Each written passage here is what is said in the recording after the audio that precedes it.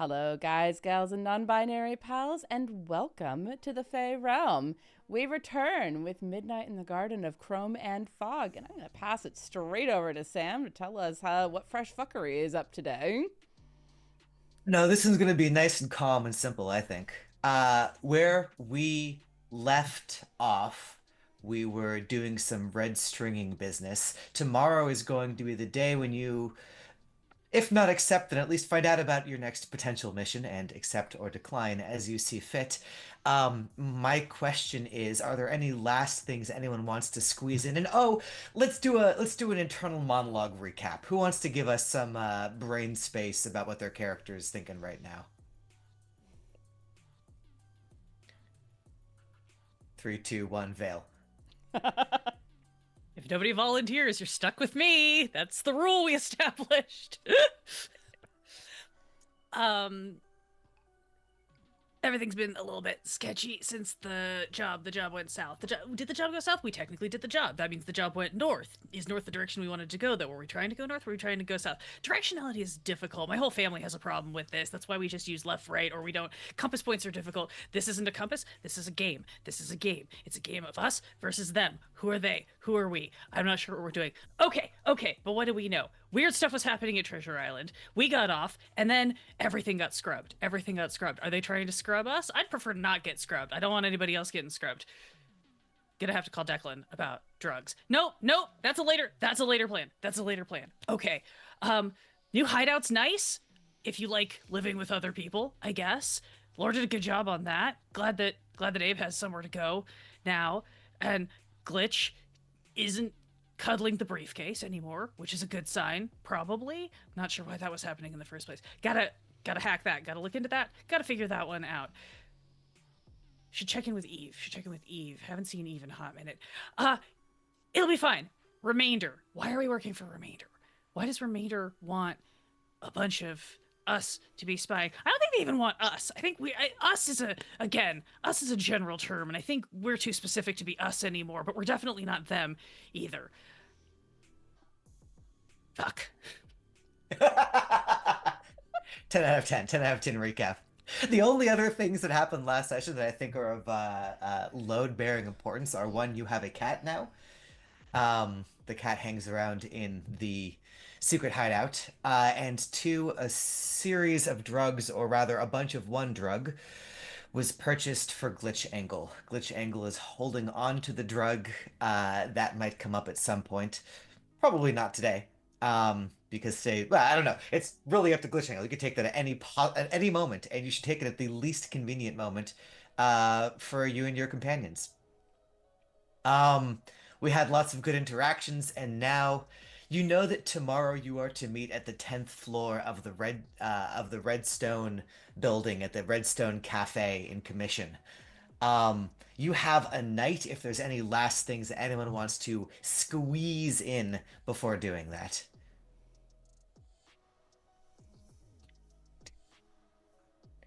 No things being squeezed in. Then I'm going to switch the music and switch the map because we're going back into Silcent and Commission. It's like this. After the time you've spent, yeah, in the bleakness of Wokeland and the crush of downtown, Commission is like an alien planet. A rush of color and sound and light and life. Street vendors crowd around you to hawk jewelry and cyber accessories, so hilariously over and underpriced variously that they must be either stolen or bespoke, or maybe both. And yet, there remains something quietly corporate about it all, as if the whole performance still colors within the lines laid out by the mass market masters, overlooked by the friendly blue and white glass headquarters of Remainder Incorporated. Show Remainder logo. The Redstone Cafe in the Redstone building is one of those new buildings made to look old, filled with cutesy, crass cafes, artist studios, custom designed for influencers to create perfect unboxing streams, independent cosmetic cyberdoc offices where you can purchase the latest fads in skin color, ear shape, laugh volume, and pitch. Riding the elevator up brings you to your destination, an eatery made of private booths subtly designed to dampen sound, permitting no eavesdropping between tables. Out the windows, nothing. You are at the level of the Silsent fog. No ground below, no sky above, just the floating sensation of a place between. Sitting at one booth is the woman you've been told to meet, a Dawn Dela Cruz. She's wearing what would happen if you prompted an AI with business casual but make it extremely sexy. She has perfect hair. She smiles with perfect teeth. And are you all just approaching, or is there some kind of shenanigan happening at this moment? Eve is definitely going to hang back. Maybe, I don't know if she knows who Don Dela Cruz is. But yeah, gonna hang back. Maybe doesn't look quite like herself. Kind of keep incognito. Yeah, I like dice. Maybe she knows who Don Dela Cruz is, maybe she doesn't. You want to give me like an int and no roll? Yes, I do. Or maybe even connections. I don't know. You tell me what skill. Sure. Let's do int and connect. I think Cool. that makes sense. Let me pull up my dice. And I'm gonna roll to be 6 plus 1. 8. 8. You feel as if she was someone important in Remainder Inc., you would probably know about her. You don't know about her, therefore she is probably within the echelon, the vast echelon of middle management. Yeah. All right, cool. Eve's feeling a little bit more comfortable with that knowledge and will still hang back and be a little quieter, but is going to join with the group. Okay, yeah. Is anyone else hanging back, or the rest of you rolling in?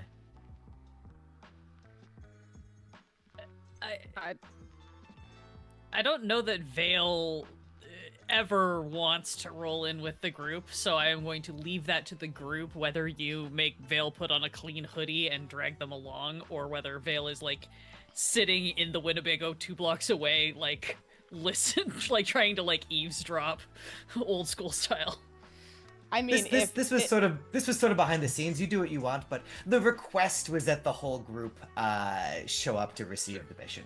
Yeah. They probably won't like cancel you if you don't show up, but traditionally you would all be there. If that's the request, Vale will come along, but it is definitely the like is kind of has picked somebody else and glued to them and is in full like slumped up hoodie mode. Right on. As you approach, Dawn will lean forward, smile, and say, "Oh my god, GlitchAngle.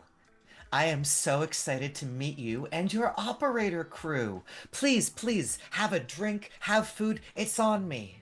Oh, thank you so much. Yes, we're all very happy to be getting back on the prowl, as it were. Very lovely to meet you. I'm happy that you're happy, and we're all happy together. She'll put you in the seat across from her.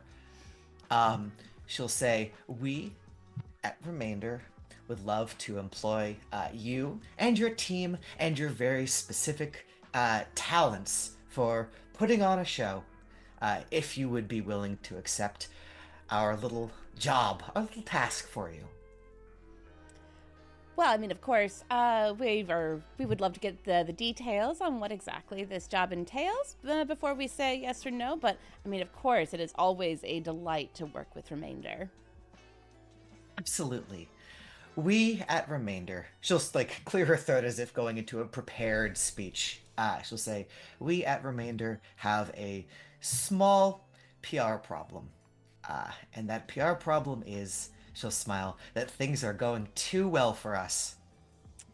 Profits are high, corporate rivals are distracted elsewhere. Historical projections show that this is the moment when a criminal operation would make a big hit on a corpo like us, try to do some damage in the eyes of the consumer, steal some proprietary technology, bring us down a peg. We want to get out ahead of that."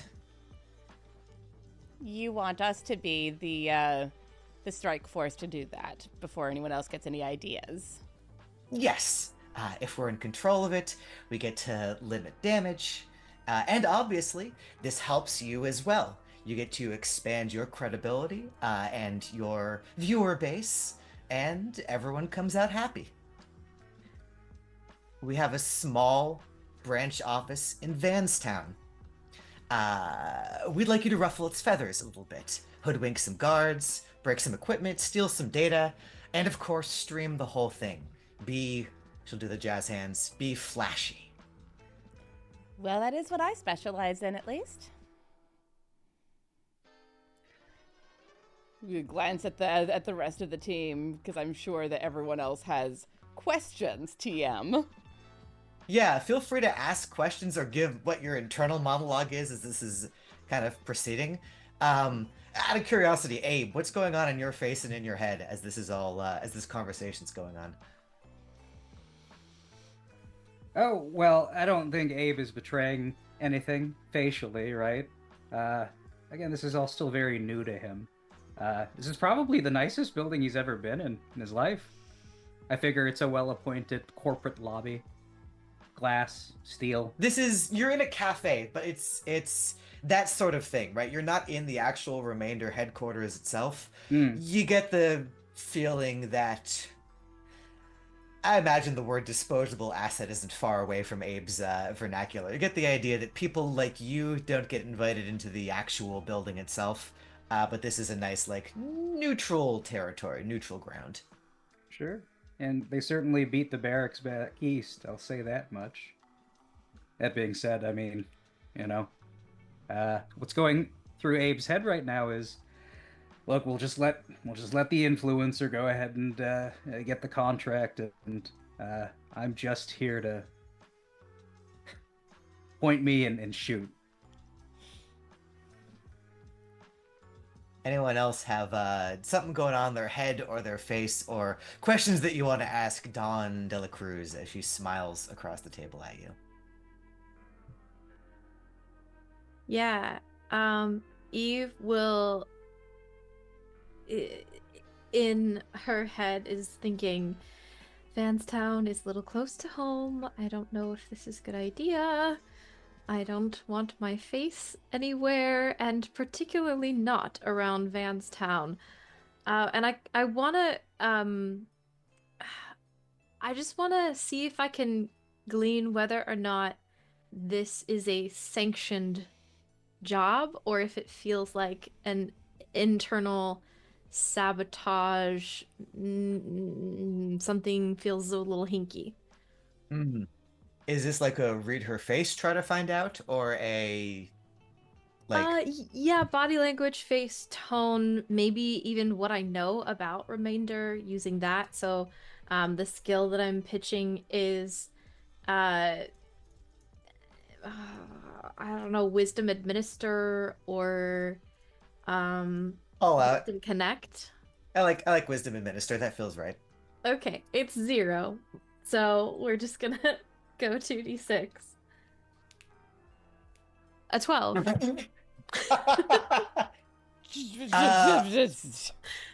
Wow. Okay. Yeah. So, starting big picture and working our way down. Remainder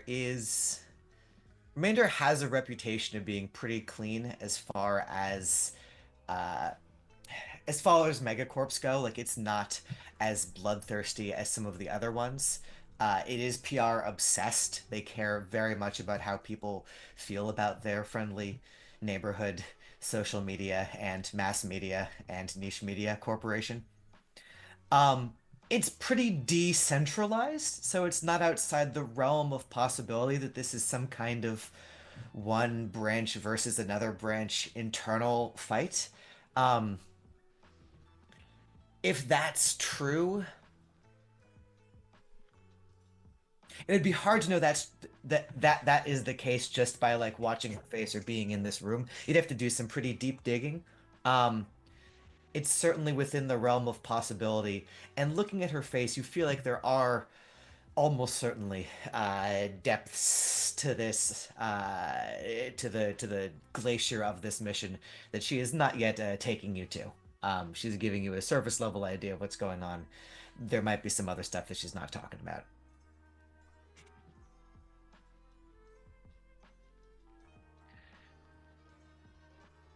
As you're taking that in, as you're considering that, she will say to you, mostly Glitch, but she'll pass this to everyone as she kind of looks around.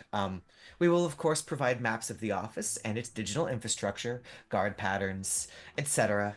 Um, our She'll kind of smirk at you, Glitch. Our algorithm wizards have devised a points-based structure around what projections show will defer future attacks. So, we'll walk you through how you can gain points for this mission.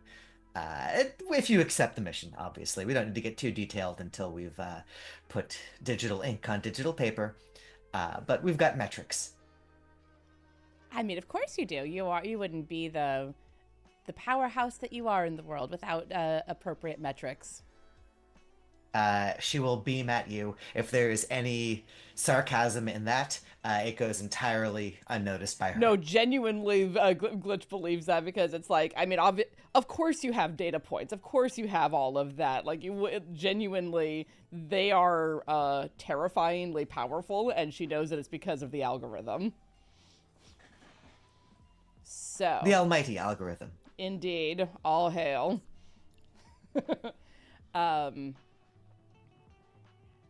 I mean, I'm certainly quite interested in this. It sounds like a fun little dip.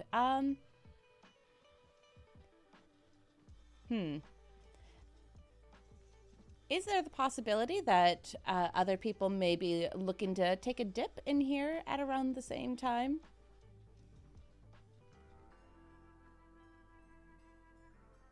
You're worried about other operator crews? Potentially running into more operator crews? We aren't hiring more than one. If you say no to this mission, of course, we will reach out to other interested parties. But this is all we're hoping for something clean. We're hoping for something, well, professional from our end. We want you to cause a ruckus, obviously. One of the points is graffitiing rooms with tags of your creation or choosing. A rising up, a victory for the people against the big bad media conglomerate on which they rely for their news and entertainment, and really what gives them hope and joy in this world. But we understand that sometimes the people need a more visceral entertainment, and we hope to provide that as well through, and she'll gesture at you, and a gesture that takes in this entire mission. Eve tries really hard not to roll her eyes.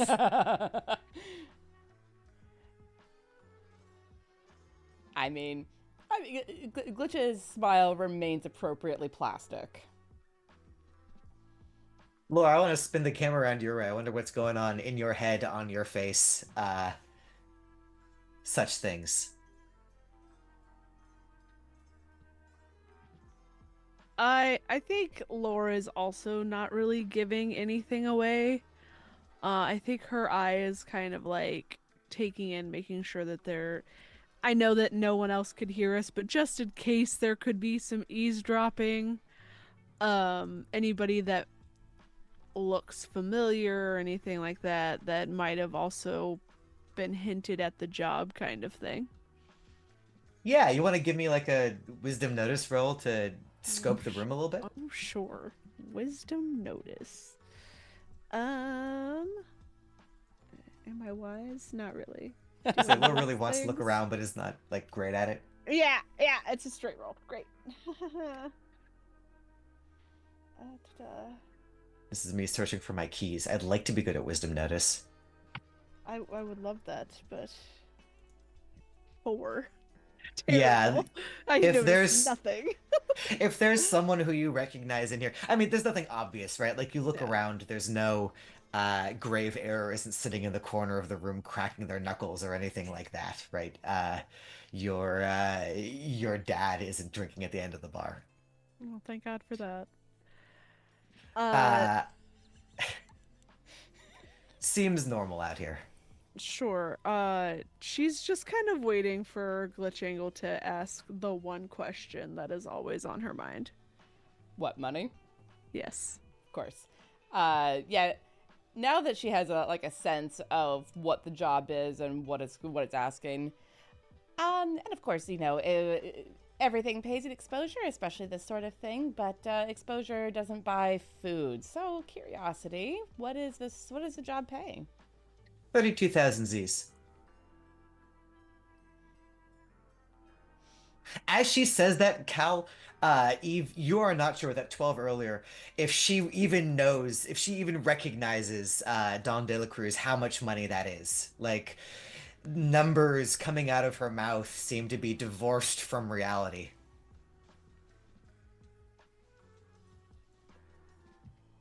Wow. Okay. She'll proceed, hey, you take jobs from the corpos, you get paid a lot. Um, she'll say, we are willing to go 10% upfront, as well as other perks, such as a 20% discount on cyberware offerings ongoing from Remainder. The things that we offer, not the whole suite of cyberware, but certainly Neolims, skill plug jacks.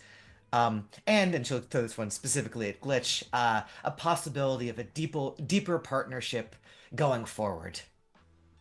We frequently need influencers outside of those publicly associated with us. I do enjoy that tremendously. You said there was a point system for the targets that we hit. If we hit a particularly high score, is there potential for a bonus on that? She will smile radiantly and say, yes, our wizards have suggested, our algorithm wizards have suggested. You don't think that she takes the term seriously, but she has used it 3 times now. That must be Yeah. like some actual internal like phrase that they use. They have suggested that 21 points will be sufficient to accomplish the mission. If you do 30 points, I could certainly see a 8,000 Z bonus. Noted. Again, it seems as if she drew this number from thin air. Um, what is the threshold for points? What shouldn't we go above? Huh. She'll say, to be clear, the goal for this is an inoculation of sorts. You will be the immune system stimulator that will stop further diseases from infecting us. We do not want you to be a disease yourself. If you burn the office to the ground, if you destroy the entire block, that would be going above and beyond, and not in the good way, what this mission is calling for. That being said, within the boundaries of the point system which we will lay out, within the things inside the single floor of the branch office, any amount of destruction, any amount of hooliganism, she'll say, would only help what we need to accomplish here. Understood. Wouldn't want to burn a building down. Just want to be clear on the parameters of the job. Yes, if there's one thing that I have found important in my life, it's clarity of language. We should make sure that we understand each other so that accidents don't happen. Well, exactly. We want to make sure that should we take this job, of course, that we are useful without being overdone. Absolutely. You will want to discuss amongst yourselves, I am sure. Absolutely. She will stand up and move off as if to order. She'll actually ask you all if you want coffees or any food, and she'll move off to order those from the Oh yeah, counter. Glitch is ordering the most froofy coffee that is available here because she can't get that where she lives. As you look up at the menu, it's like froofy coffee is all the way down here. Like if they do just a black coffee, it's not on the menu. Everything that you've seen served around here in commission is like this much coffee, this much other substance, sprinkles and whipped cream on top. Amazing. Once she's out of earshot, look at the others. All right. What do you think? It's too easy. Yeah. Everybody's getting the vibe, right? That it's too easy. Like I get that they're trying to make it easy for us because we're trying to be damage control in advance of the damage happening, but Sure. this feels too easy. But also, it could be a setup. I was going to say, if we have a physical contract for this, physical, digital, it should include a stipulation that we cannot be arrested or no legal action can be taken against us. Plausible Yeah. deniability or waiver of liability. Either way. Yes. Both. Yes. I'm a bit concerned. It's close to home for me. So They also sorry. They said something about letting us steal data. So I want to know if that means that they're going to disconnect that office from their network in advance, which is going to tip somebody off, which is going to get us in fucking trouble because they're going to know something's up. Or if they're just giving us fucking access to their network via their Aye, satellite the DM office. will allay your Yes. concerns slightly about that, Great. which is in this hardwired world, the network would be the office would be connected internally to some extent, but they probably don't have thick cables running from that office to other offices, Great. because it would be too easy to tap into. So Sure. Great. you would be That's- able to do things to that office without having to worry about it. Cool. That is a thing Neat. that I needed to know. Yeah. This world is so hardwired and de-digitalized that like even within offices, probably people are like sticking a dongle in their computer, downloading data, going down to the next computer and plugging it in, right? Like Oh my god, everything it's like is- my day job. yeah, It's what I had to do for an internal stream thing a couple weeks ago. It drove me insane. I was like, just give me access. Great. In that case, Vale will think their way through that, come to that realization, and then turn back to Eve and be like, oh shit, too close to home, you mean? home. Literally, I live No. in Vanstown. I mean, We can- for what it's worth, I've been thinking a lot about angles and how to best shoot the jobs that we do without revealing faces. I think it is more now that the previous job has been scrubbed off of the connections.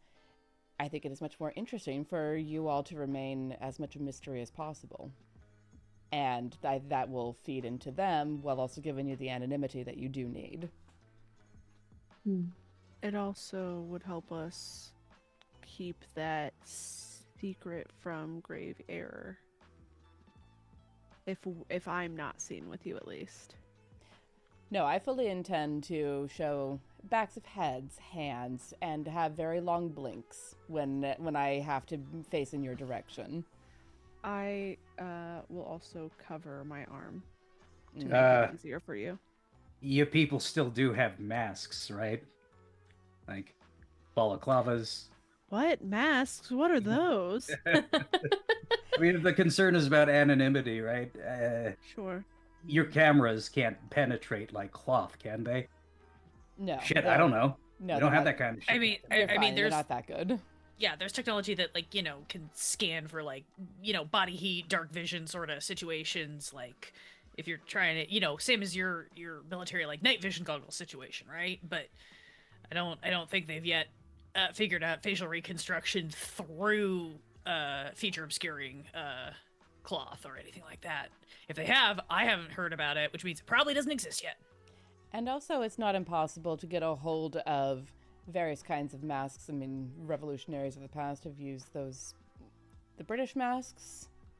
Guy Fawkes. Yeah, that. But there are any number of character masks that could be used if we wanted to really mess with expectations. I think I've got a fox in the back of the van. There's a fox, there's a raccoon, there's a duck, there's a horse, one of those creepy horses. They were from some party that my brother and I went to like years ago. I never got rid of them. I Guy Fawkes probably is actually a pretty good cyberpunk name. Sorry, go for it. no. I was just gonna say, I probably have some masks back at my place for various activities that I could use. But I think the other thing that I'm curious about is what exactly this building is and what exactly it does, and if it has any information about me specifically that we maybe could get rid of. We can consider that a secondary objective if you would like. We, I also... oh, Sorry, go ahead, Laura. We should also figure out what part of remainder this is connected to. I think you and I are thinking the same thing, maybe a little bit, which is that I still don't trust that this isn't internal corporate sabotage for its own sake. Ah, yes. Like are they really trying to do this as part of like the almighty algorithm, or are they doing this because somebody in that office is on somebody's shit list and somebody else decided that this is an easy way to take them out and try to make it look like it's something else? Yes, that's certainly possible given... Oh my god, there's a cat. I'm sorry. Remy the So second. excited. Remy followed us. Oh my god, cat. Just comes popping out of Eve's bag and shoves his head. No. Back in the back. Go in the back. Okay. There's Sorry. Yeah, no, go for it. Good kidding. What was I saying? Oh yes. It's not unheard of. Their structure is mostly decentralized, and it's possible that they could be trying to screw somebody else over, but there's definitely more that she's not saying. I just don't know what it is or why. Does it feel like I'm real bad at reading people, so I wouldn't know, but does it feel like she's lying, or does it feel like she doesn't have full information? Because I have run into that, and it's two different things. God. Are I, you there, God? yes. It's me. I don't know if it's encouraging or discouraging. With Ez, retroactively, it seems as if they did not have full information. It does seem to you, Eve, as if Dawn de la Cruz does have the confidence of someone who knows exactly what she's talking about. Yes. Okay. Yes. It does seem like she has the confidence of someone who knows exactly what she's talking about and has all of the information. So if she is trying to sabotage someone else in the company, she is choosing to do this. That's my read on the situation. And do we think it's coming from her, or is she just the messenger? She's middle management. Okay, then they're all the messenger. I don't Great. recognize her, so she's not that important. Her entire existence is being a go-between. Fuck. I know what that's like. Yes. I guess, well, before she comes back, what are some questions that we have for her? What is this building, and what area or branch of remainder is it for? I have a feeling she might decline to answer that until we take the job. Doesn't hurt to ask. Does she want us to get or do anything specific, or just generally toss the place? Because if they're like, oh yeah, and by the way, we'd like you to grab this particular USB drive out of this particular computer and drop it off for us, NBD, that's a huge red flag, and I'd like to know sooner than later. And here's a question, given that corporations do tend to treat people as property damage, right? Do we have to kill anyone? Or should we avoid killing people? I personally would prefer to avoid having murder on my stream. Yeah, but we should ask what they're expecting from us. Yes, yes. I would also prefer not to kill people, darling, but if they expect us to kill people, then that's a point of contention that we should discuss. Yeah, we want to know that that's part of the package before we sign on the dotted line. And I entirely think valid. not that we don't kill people ever, Abe. I'm not saying that. I'm saying if we set a precedent that that's not a thing that we do willy-nilly, then perhaps the jobs we get in the future will not involve a whole lot of killing, which I think is rather distasteful in excess. More aiming for killing in self-defense rather than Merc Squad, since I think you're the only one who's good at that part. I get it, Doc. You're a lover, not a fighter. We've established this already. Now that was a good joke. Cheers. She's starting to roll back over from the kiosks where you order the drinks. It's not, there's no one behind the counter. Oh, of There are course no not. living baristas here. There is a complicated, you feel almost Rube Goldberg-esque machine that creates the confetti-like concoctions that she's making. It's probably a lot more simple and then overbuilt to look fancier. But she has pulled on the knobs to make the drinks come out and is returning to deliver them to each of you as she sits down. I will Glitch, quickly. do you want to take point or... I'm sorry. Oh no, you're completely fine. I just wanted to check and see if we had any other questions before she arrived. So it's, what does this building do? Property damage, does that include trying to kill people? And is there something specific, a specific goal that they want us to do, a specific thing to obtain? What are the deliverables? Is it just the live Thank you. stream, or is there anything else? She sits down, and she will answer those questions. Yeah, sorry, go for it. Oh no, I will. I don't have to roleplay asking them necessarily. Yeah. She will say, first of all, I don't know if I can do those in the order that you just gave them to me. Nope, you're gonna have to give them to me one more time. I So lost them it's- in the time it took me to say that. You are completely fine. What are the deliverables for this? What does like branch of remainder is this building connected to? There was one more and I've forgotten it. Killen's the third Yeah, one. Killen. She will say the branch of remainder. This is a office that handles product marketing, user data analysis, and ad targeting. Oh, I see. Oh, I see. We have dozens of little branches like that scattered all around. This one crunches numbers. We have picked it as a fairly inoffensive place. There's not too much damage that you can do there. That makes sense. Of course. You can mess it up as bad as you want without really hurting our bottom line. The second answer that she will give you is deliverables is 21 points worth of damage on a stream.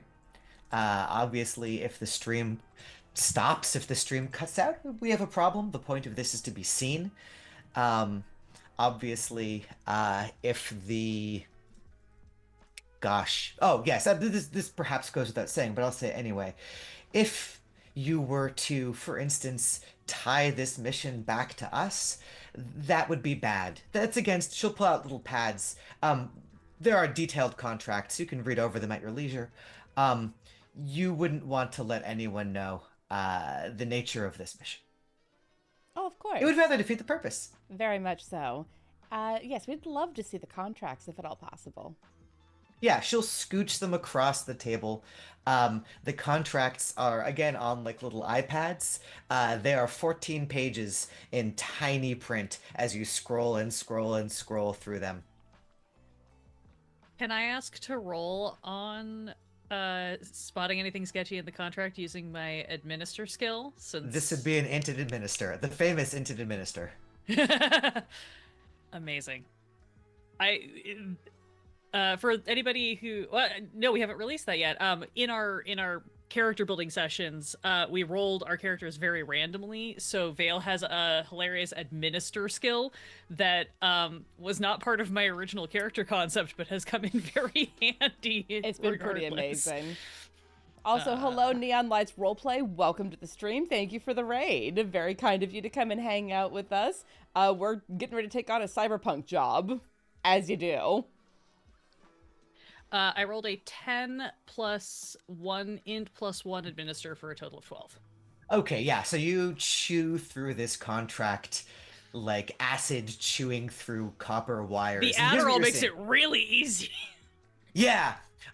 Number one, this is to a point that you'd asked earlier. There are no legal repercussions on successful completion of this mission.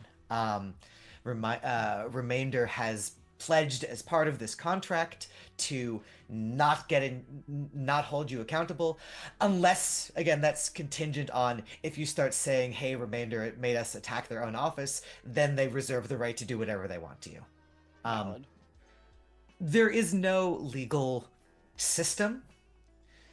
Really, there's corporate security. The corporations, the megacorps, have agreements between themselves that sort of is like a wide net of a legal system with lots of holes in it. Um, but presumably, if they sent CorpSec after you, you would have a copy of this contract that you could wave around. You could out them. So there is a balance in that.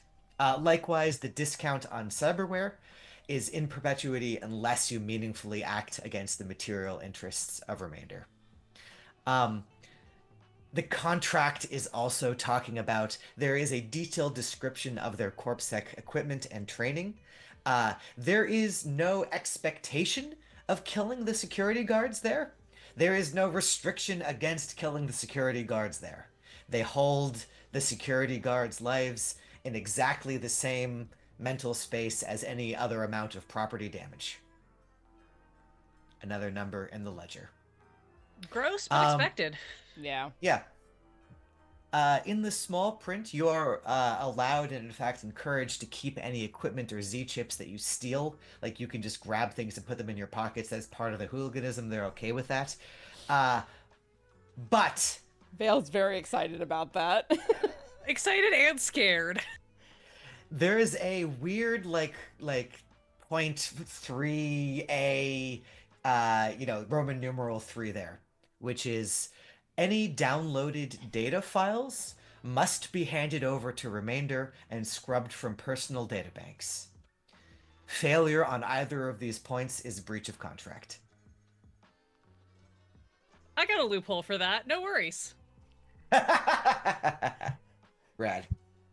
I mean, one wizard against another. They find the loopholes. Those are some of the major points of the contract. If you have any questions about what's in there, I will certainly answer them. There is a fill in the blank sort of area for that bonus that she came up with on the spot. You can see that she has inserted that into the contract, the 8,000 Z bonus for doing 30 points. Like, she's inserted that into the contract in the time it took her to go across the room and come back again. Oh, she's good.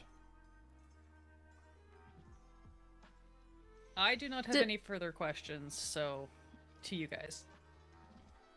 Do the contracts... They don't have our names on them, do they? So yeah, this is tricky, right? This is not really a legally binding contract because there's no legal system. This is an agreement that you can wave in their face and they can wave in their face to justify further actions. They have GlitchAngle and GlitchAngle's team of operators. You are listed on the contracts as operator. Yeah, and GlitchAngle is completely fine with being, like, the face of it, very literally. We are not required to put our names on it, are we? You are required to put some kind of, like, sigil. It doesn't have to be your real name, right? Like, you can come up with a name that only works for this contract. Whatever they're going to call you goes on this contract, basically. Okay, thank you. Yeah, it seems as if, scrolling through this contract, they are not specifically just setting this whole thing up as a front to target you, Eve Beaumont. I just meant, like, I don't have to put my name on it, so they don't have to connect me to this job, is more why I was thinking. Yeah. But in the world where this entire thing was just a honeypot to find you out, it does not seem to be that world. I don't know enough about Eve to know if that would be worthwhile for someone, but that would be an awfully expensive job. I'm not important enough for that. You think? She has pushed the contracts across the table to all of you, and she is saying, "Do we have a deal?" Glitch is gonna take a while to like scroll through. She's not as good at this as Vale is, obviously, but she's looking for certain things that would be expected for like a sponsorship contract, so she's familiar enough with those. And she's satisfied with what she sees, and she'll glance at the other four. I think Eve will wait for like a confirmation from Vale that everything looks fine because Vale's good at administration. Vale would have those things that just got responded to. Vale would have kind of like highlighted those or pointed those and shown them specifically to Eve and Lore. I think Vale's read is that GlitchAngle has her own things that she's looking for, and Abe is going to trust whatever we go with. So I'm gonna run like those couple of like little like slightly odd clauses. Not even odd, but just like worth noting clauses by Eve and Lore, and if neither of them give the nope sign, then I think Vale would start I guess it would be like I don't know, probably like write a note on a napkin and pass it around to them or something. Vale doesn't want to talk at all, but I think Vale would also indicate that if people want to just essentially give their name as like a fake name with coordinates, like here's my contact point, you know, because that's pretty normal for contact, right? Vale will just give them all like again like a drop location, because I've got a million of these little caches all over the city that they can use as the like here's the contact point if they don't want to use one of their own. Yeah. She, for her part, Donna de la Cruz, for her part, is very happy to deliver money in whatever way you are most comfortable with. Contact points by way of couriers, by way of people slinking through the streets of the city and dropping off dongles full of Z's. That's all very normal. I'm sure it is. GlitchAngle's also happy to like meet back somewhere and collect the money for the group. Because she assumes at this point that the group trusts her enough to be the go-between if necessary. It certainly doesn't seem as if, Don de la Cruz is looking to have a celebratory dinner after this, or anything like that. It's not like I'm never going to see you again, that sort of vibe, but it's like, we don't need to see each other again after the mission. We can see each other again if this works out, and if we decide to hire you again, and if you decide to accept another mission, then maybe we'll meet again. But you can see that you're already sort of like dropping off her radar as she gets ready for whatever the next part of her day is. Excellent. I will glance at Eve and Vale because I trust them to be, and Lore to an extent, to be the brains behind this. I'm the face. I'm the pretty charisma person. They're the smart ones. Eve will take a stylus and write the initials D-E-G. Here's a question for DM. I'm so glad I chose this focus. Abe's unregistered, and as we've established in sessions past, whenever he tries to record any sort of anything on anything computerized or digital, shit happens. How are you gonna try to sign this? Yeah, what's this look like? Well, so he's just gonna try and sign with a little stylus on the touch screen, the initials U, S, and A. But at least to my mind, given what we've already established, I get an error. Yeah, absolutely.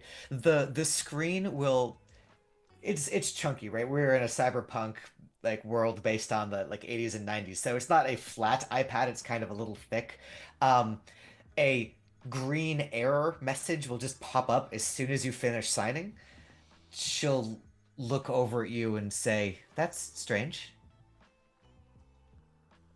Oh, yeah. Sorry, sweetheart.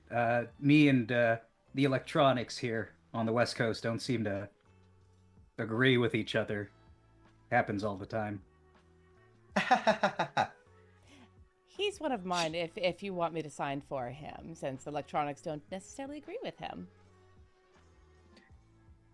That's a regular, but a regular is what we are hiring you for.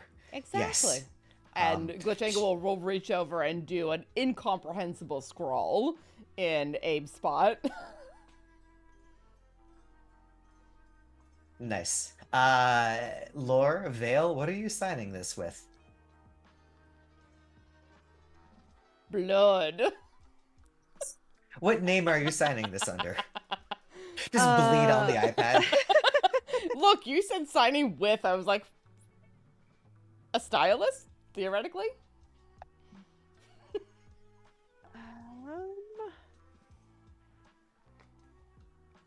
She'll sign it as Kieran Blackwell. All right.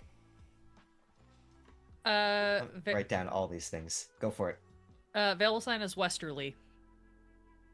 Nice. I know what most of those things mean. And GlitchAngle, you sign with GlitchAngle, I presume. Yeah, I have no reason to pull any of my names, fake or real, into this besides GlitchAngle. That's what people know me as. She will say to you, Don Dela Cruz will beam as she recollects the pads and puts them back into her bag. And she will say, I am so excited for this partnership. I am really looking forward to seeing your work. The timeline is loose. Anytime in the next week, feel free to go in and mess things up. And she will display for you. She's got a little clicker, like a laser pointer. She'll hold it above the table and the blueprint at a certain height, and the blueprint of the facility will spread out on the table before her. She's going to give this thing to you as well, so you'll have access to the blueprints as you go. Sure, but Glitch has also recorded all of this to release later when we decide to take the job, but she's also recording, like, the blueprint. Which parts of this are you wanting to release? Wait a second. Later. None of it is Oh, currently, I see. None of it's currently being streamed. It's all currently being recorded. Insurance. La blackmail. I understand you now. We understand each other. A, now. blackmail, and B, this was how the job got set up. If you want to see it, and put like emoji faces over my teammates. Heavily edited. Heavily. Yeah. Oh, no. GlitchAngle's good at this part. That would theoretically breach contract if you told people that that Remainder hired you to attack Remainder.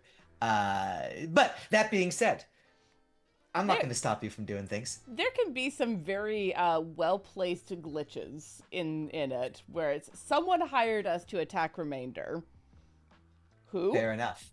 Question mark. Fair enough.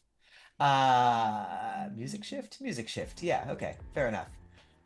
You've got a blueprint laid out in front of you. You can do with this what you will. We are in the planning phase now. This is going to kind of blur back and forth, I think, between things that she's telling you, questions she's answering, and also if you want to do other research, if you want to scope the joint, if you want to ask people questions, if you want to set things up, we're going to do that all in sort of whatever manner of montage you want it to be.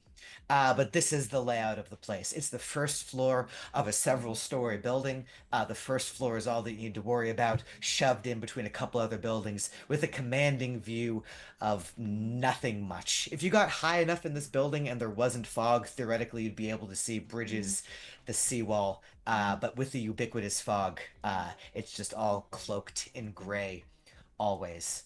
It looks like, based on the blueprint, the entrance is over here. There seems to be one door, a couple staircases leading up, a couple elevators leading up to the higher parts of the building, but all of this floor is the Remainder branch office.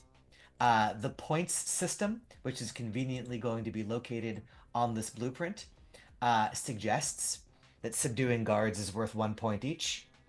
Graffiti and or looting a zone, messing up an area of this, is worth 3 points per area, and downloading data files is worth 5 points per, not like single file, but huge memory bank of data file.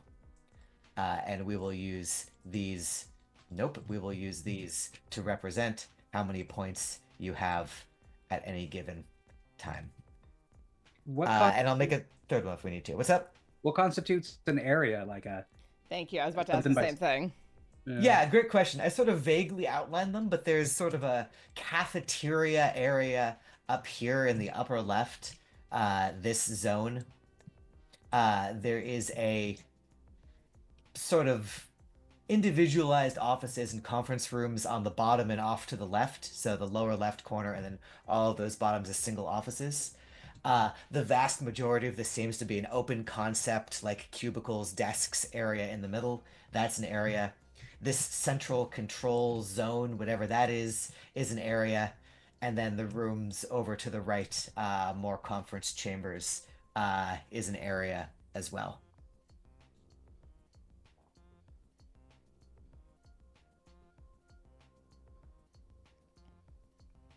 As well as having the physical layout of the place, there is also a layout of the virtual systems, basically the whole network. I will put that on the map now. Ooh. Circles are cameras. X's are doors that lock. Squares are control panels, and the square with the little star in it is the main server. What's the red arrow? Red arrows are one-way connections, barrier connections. You are not supposed to go from that door back into the control panel. You would know, Vale, that the reason that there's only 2 barriers as opposed to literally barriers between every node is that servers can't maintain more than a couple of barriers. The amount of programming that's required to put up those barriers is too much. So they put them in key choke points generally. Cool. And that, sorry, clarifying, my brain's doing too many things at once. That Go for is that is physical barriers, that is virtual barriers, or Virtual that is both? barriers. Okay, great. Yeah, virtual barriers. Just right? confirming. So, Cool. yeah, no, good call. Good confirmation. I mean, it could be both, so you have to get yeah, through a locked door and hack through the system. That's right. I mean, surprise me. usually you can use one to do the other. Yeah. Sorry, go for it, Glitch. Oh no, I was just commenting that it wouldn't surprise me at all.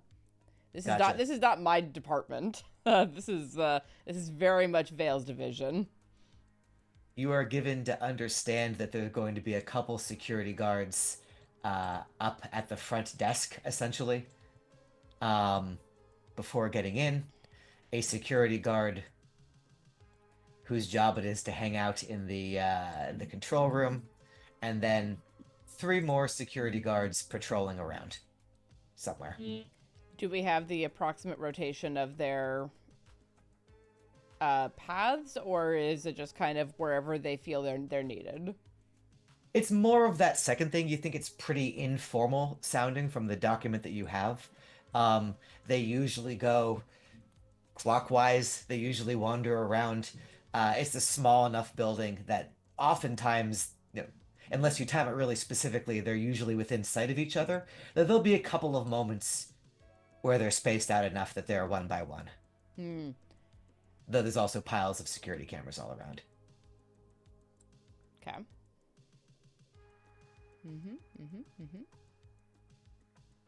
She is laying this all out for you. If there are any things you want to ask her, if there's any other information you want to try to find out independently, this is a loose 1 to 3 days, however long it takes, montage of setting up. Sure.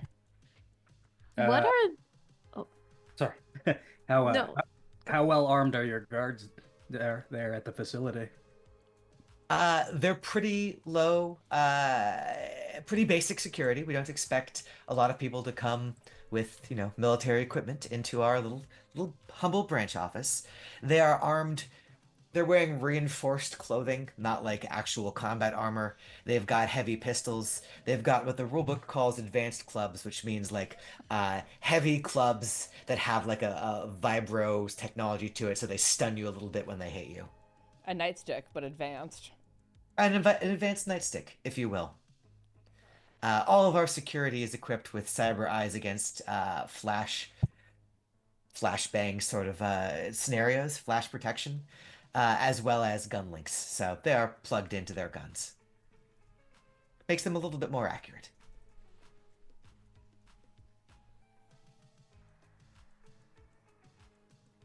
Cal, I think you were going to ask a question.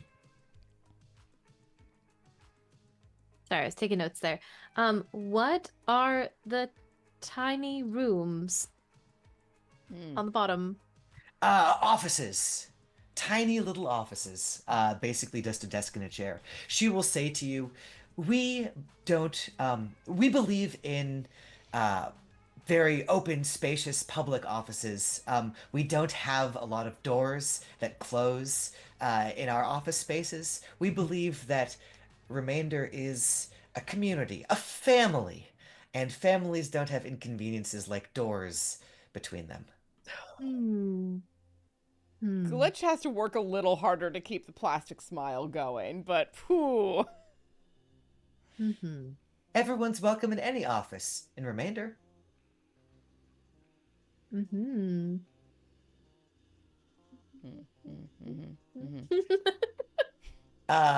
Laura, did you have a question? I saw that you went off mute there. Or are you just gonna make loud faces? No, I didn't mean to make Loud faces is an amazing way to describe our reactions here. I have things for after we leave her presence. Is We can basically what- muddle them all together, Okay. right? So like montage Sure. it up. What's Laura up to? Lore is gonna go head over to the Jacks and get some things like spray paint and some baseball bats, because if you're gonna mess things up, there's no better tool than a couple of baseball bats. Oh yeah. Yeah. On the things to do to prepare for this, Glitch is going to get stencils made of the emotes that she's had done, so that he can spray paint those on the walls. Nice. You can definitely do those. The Jacks are a little agitated. The Jacks are always a little agitated. You find the Jacks a little agitated at present, a little more agitated at present. Are you talking to someone specific in the Jacks or just like low-level folks? I have a friend there. I'll go talk to him. Yeah. Um, Heinrich, I believe is his name. yeah, Heinrich. Do you have a description in mind for Heinrich? You wanna drop some Heinrich lore for us? I do not, because I threw names on here quickly during character creation. So I will let you have fun I will with drop him. some Heinrich lore. Yeah, Okay. absolutely. Heinrich. Heinrich works for the Jacks. Heinrich, the Jacks are fairly nihilist. Heinrich is maybe a little bit less than that, which makes him a little bit more someone who you'd want to spend time with. He's wearing the traditional like black on black and black trench coat and black sunglasses and black hair that you have the Jacks. But he's also like a short little guy covered in hair, which undercuts the vibe a little bit of that. Heinrich will say to you, "Yeah, everything's fucked right now, but sure, yeah, here you can have some spray paint, whatever. It's fine." What do What are you you mean? doing? A job. What do you mean? Everything's fucked right now. Yeah, you're doing a job. You're not doing our job. We put a job on the nets, and then it's sort of hoping that maybe all of our friends, you guys, but no, you're off doing some other job, so we had to hire some yokels. Who did you hire? I don't even know. I don't even know. It's no one interesting. Heinrich. It's not grave air. He will tell Oh, you a name. It will okay. immediately go in one ear and out the other ear. Okay, great. Listen. I'm sorry. Is there anything I can do for you that would alleviate your frustration with me? I mean, if you see any members of the Mazers, you could just punch them real hard in the face and not with your knuckles hand. Perfect. I will give them the brass knuckles. Yo, I'll punch them twice for you, Heinrich. my heart has grown 3 sizes this day. Okay. I mean, don't have to lay it on so thick, but He'll throw a spray paint bottle at you. I'll swat it away. Before taking all of those, putting them in a duffel bag, and going like, I'll see you later. I'll fix this. Yeah. Fix this. But, have fun tagging. Wait, what are you tagging? You don't have a tag. Goodbye. Don't put our fucking tag on. Okay. he lives in fear that you're going to start putting Jack's tags in places where they don't actually claim his territory and like just completely upset the balance of power in all the gangs out here. That feels very like he doesn't trust me.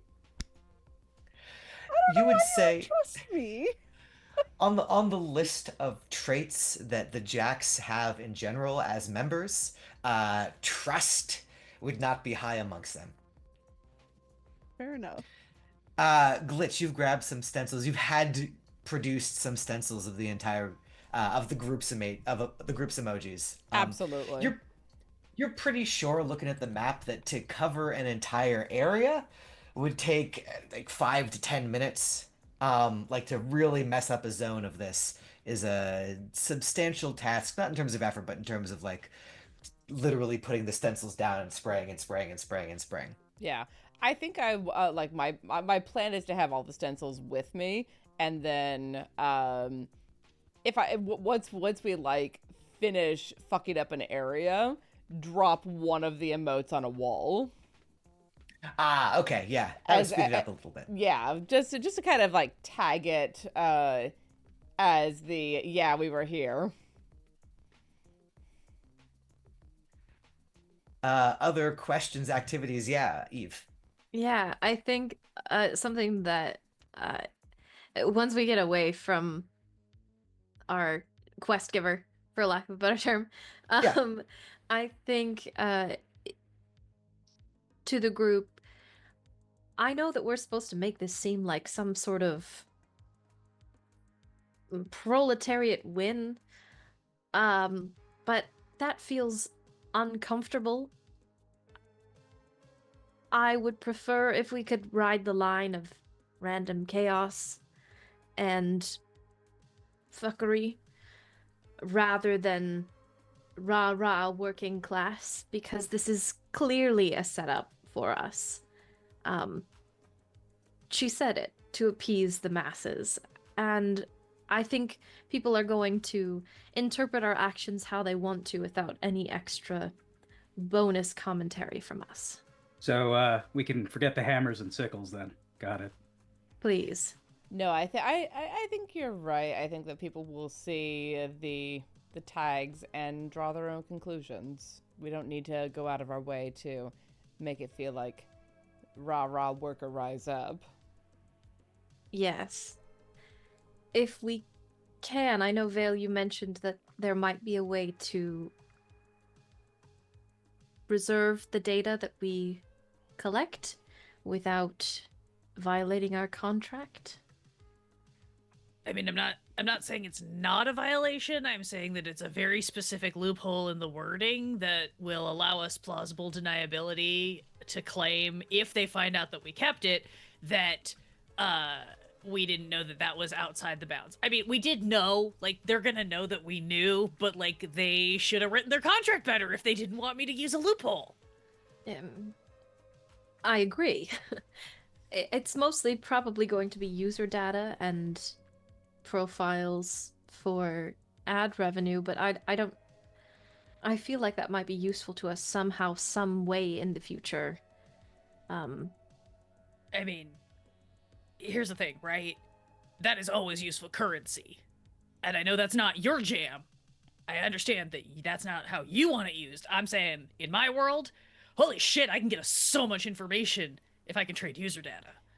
Well, and also anyone that we're looking for to draw some red lines on a paper, it's likely that anyone who may be involved with the things that we've been talking about has some sort of, they can't not have some sort of user data on a social media platform. Yes, wasn't there a name on the board? Dr. Nguyen? Yes. Is that somebody we should be looking for?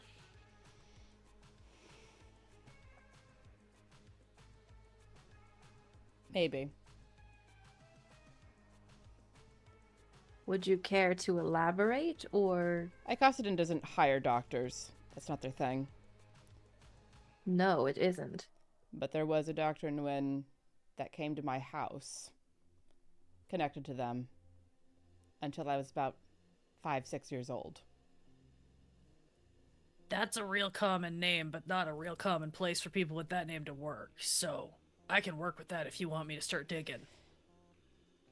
If you would. It's been a challenge for me, let's say, trying to figure out how much I can actually trust my memories and how much I can remember anything. I'm going to kind of give Vale a sideways glance.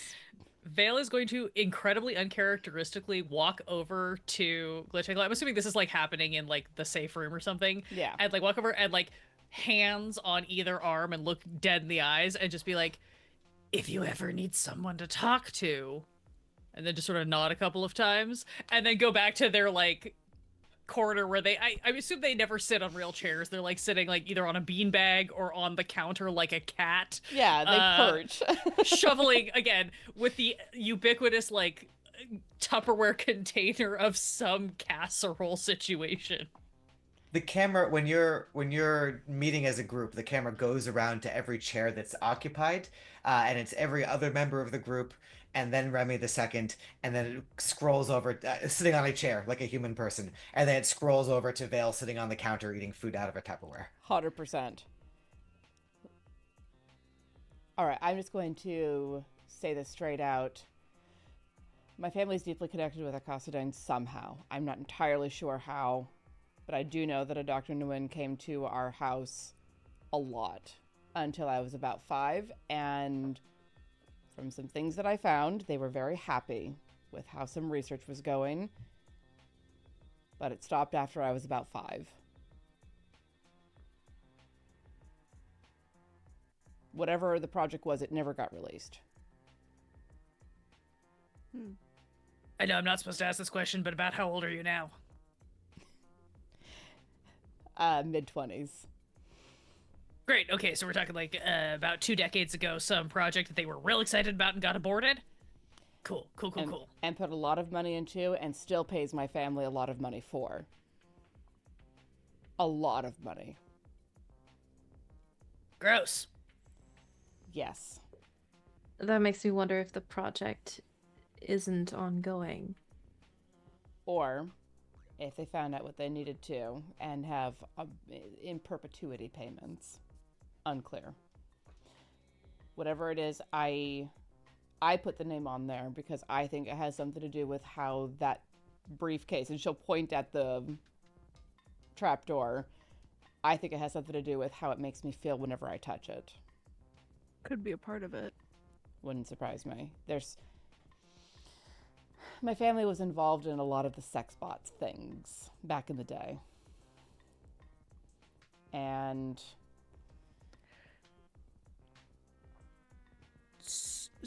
So, I have a suggestion on how we handle this kind of job. yes. Please, Feels anything like- else? Sorry, unless you want to keep talking about weird sex absolutely- bots. This is perfectly in character. Laura's like, so anyway. I absolutely do not. Thinking about what my family has been involved in is very uncomfortable, not least because I don't think you don't know my family's name yet, but I strongly suspect I won't be able to keep that under wraps for much longer. So I do, you probably know this, and she points to, Abe. I have heard of a thing called a rage room. I feel like all of us probably have enough pent-up anger to take some bats to some shit. And we treat this as a rage room. You know, if I recall, back from when I was, well, your lot's age, those used to be popular as team building exercises for corporate employees, in some vain attempt to get them to redirect their anger toward the man, as it were, in a healthy, controlled environment. And, instead of going to get the guillotines. So, yes, let's take a bunch of bats and fuck shit up. Hell Seems like yeah. a great idea. I took down the man like 13 years ago or something. His username was obliterated off the face of the internet. Okay. Is the man just what he's called now? I think he goes by Jerry now because I completely destroyed his alternate identity and his sense of self-worth by out-hacking him. Wow. Vale, you Jerry. are fascinating. Very clear that Vale has no idea what the fuck you guys are actually talking about. Well, I'm all I've for al- team building. I have already renamed this episode Rage Room. Amazing.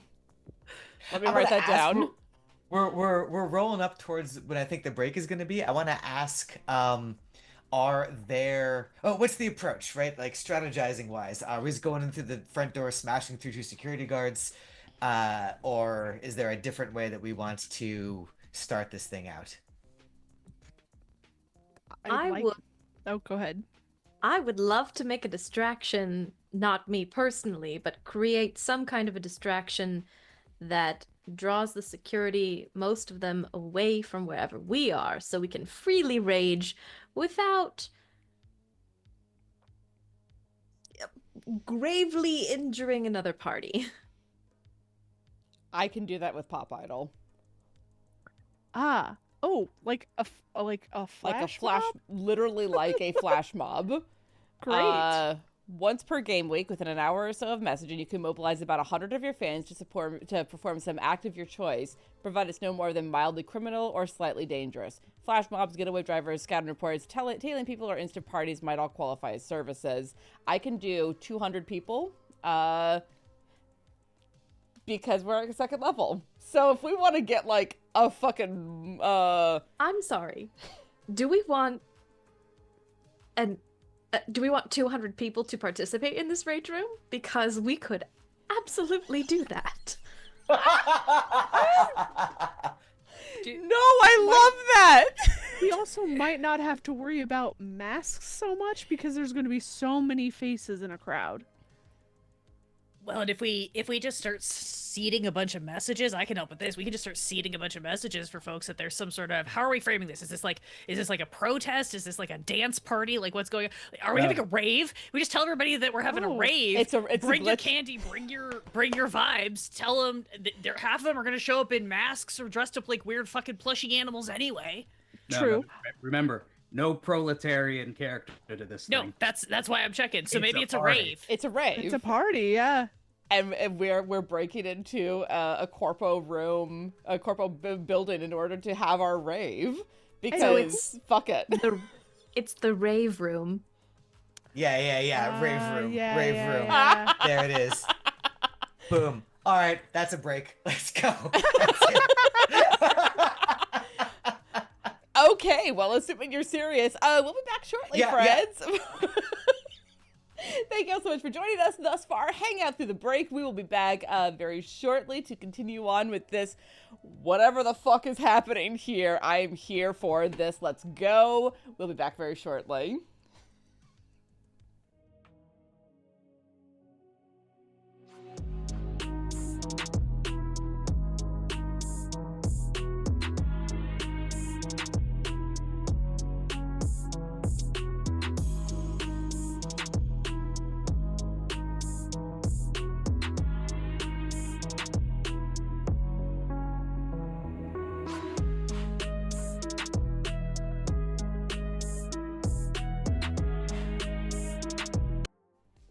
Hello, everyone, and welcome back. We started plotting off stream and then realized this is better on stream. So hi, here we are back again. The free state of Silicon never sleeps. There is always a party happening somewhere in Silcent or in Sil East. Today is the story of when that party is concentrated into one place where that party definitely should not be. Specifically, a remainder branch office in Vanstown. Now you can continue plotting and scheming. If you had asked a question about what exactly this plan is, vis-a-vis what are the people doing and what are you doing in the plan? Yes. So my question to the team is, we are calling on 200-ish people to have a rave, destroy a place, and then we are prioritizing data. And also disabling guards, as you said, Glitch. Yes, Um, I think that one of the priorities for us is disabling guards so that people who are following me and are here to do a rave don't get actually hurt. Because bad publicity is still good publicity, but still, let's not. I don't want to get people hurt if I don't have to. So, with disabling guards, do we divide and conquer? We have a few of us go after guards and take out cameras while a few others get data. Our important question for me is, are we actually inviting them into this building? I was under the impression they were gonna like be partying in the streets outside and lure the guards out to give us free access in. I think that the If original that's not idea. what we're doing, that's also fine. I just need to be clear because that's gonna change where I can jack in to start grabbing data. 100%. I think the original idea was the party on the street. It sounds like it's evolved into invite them inside to break things, but I am certainly open to changing that, whatever way we decide to go. We'll see. I guess here's a combat question then for God. Are you there, God? It's me. You there, God. I like that I can never decide if it's going to be Shrek or Judy Blume when that question is asked, because it goes either way, either time. I will Neither. always sing that line. Duffman, the Simpsons reference. Anyways, I assume that like this whole trauma system that's built into the combat rules is like kind of what we're shooting for as far as like disabling goes. I know we don't want. Oh, right.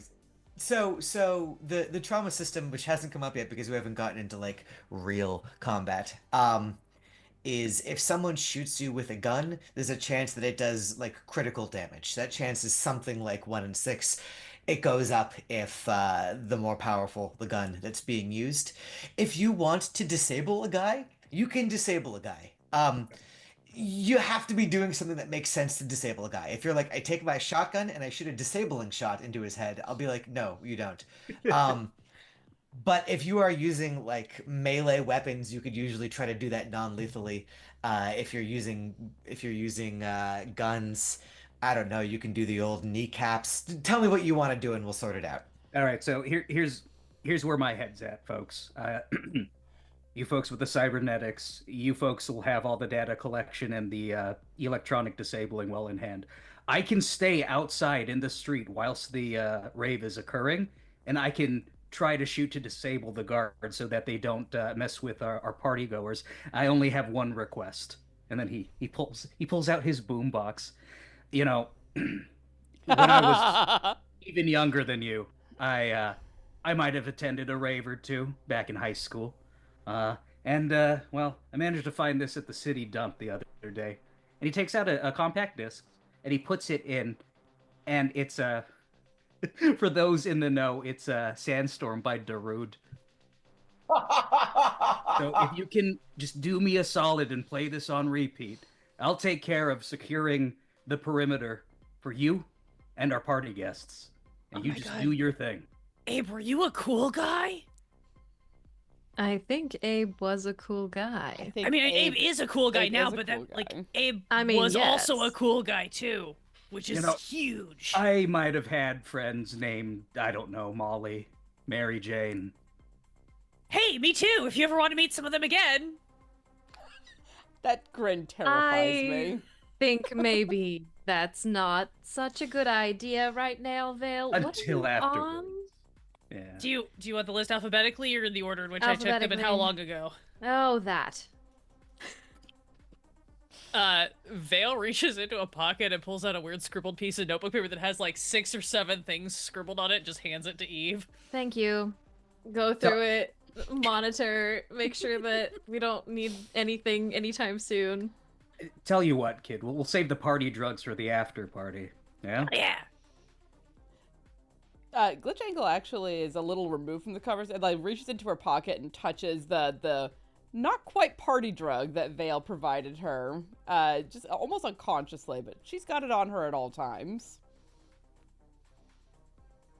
Vale immediately just reaches into a pocket and pulls out a handful of just like mixed random pills. This would like modern day equivalent is like what you would find in a bowl at a farm party.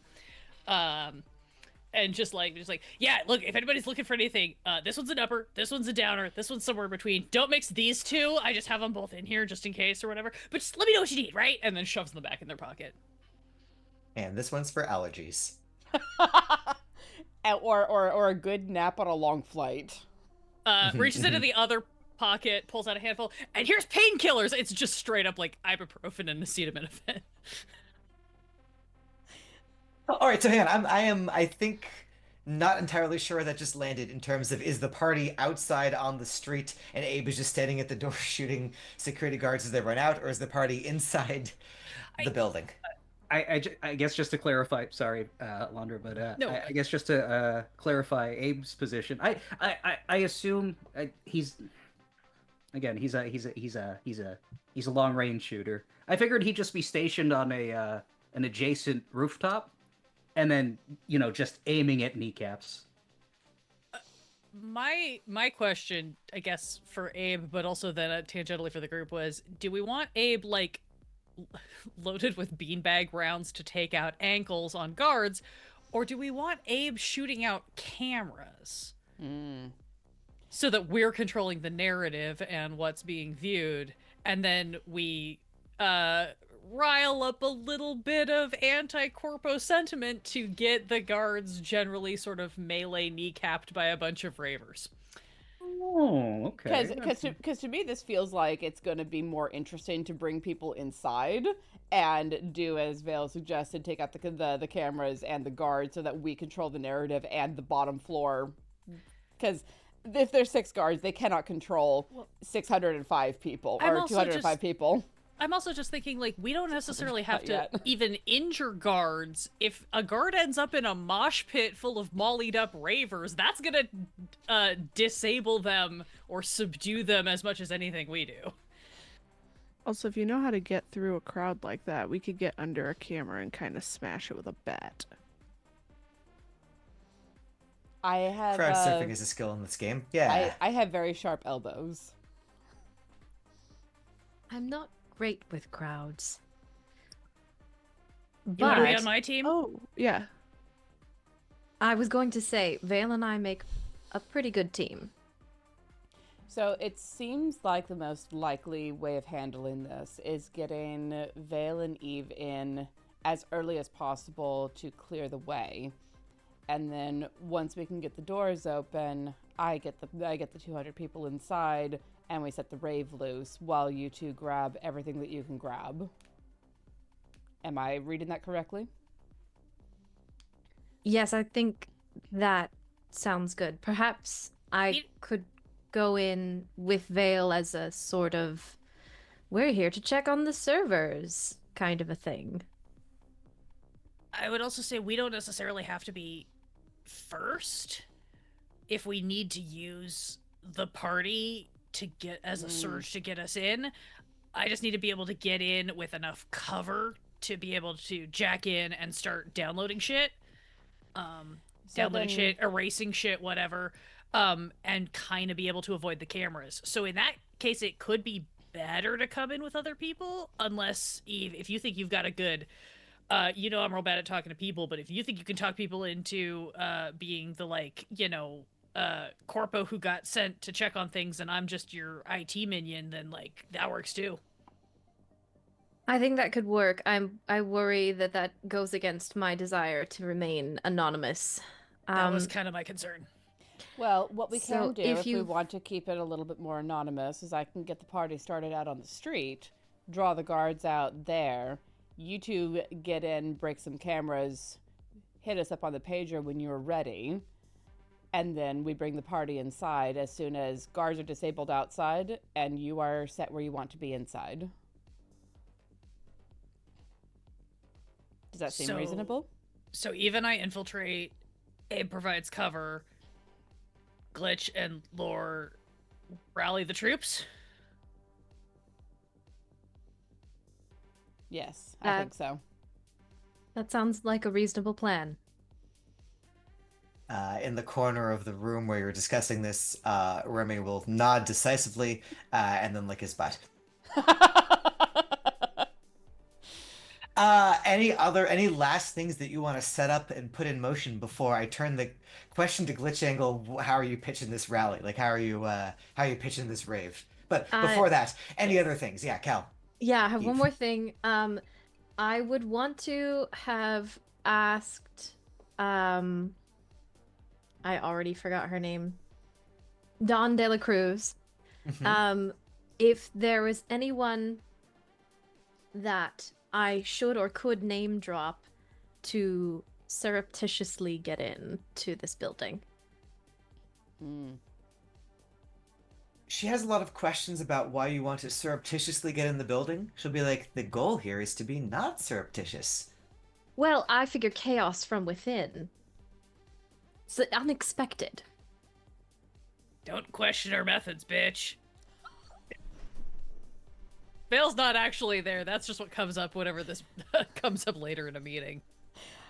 Vale's commentary. Vale, what's it called? Riff tracking the conversation later. Um, yeah, you're gonna have to talk her into that. She seems reticent to give you any sort of insider knowledge like that. Ooh. Can I roll for it and You can using you can talk and roll to chalk? talk her into that. Yes. Awesome. I'll do that. Okay, let's see. Good thing my talk is really high. I'm rolling 2d6 plus 2, Yeah. and I got a 10. All right. The dice didn't curse you for saying, "Good thing my skill is really high in this." Yes. Dangerous words.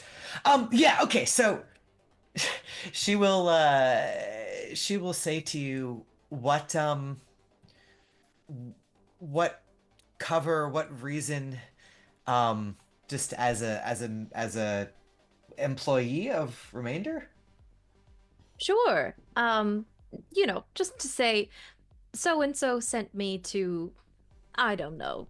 It seems like the servers are the center, so maybe we start at that central point and burst out from there.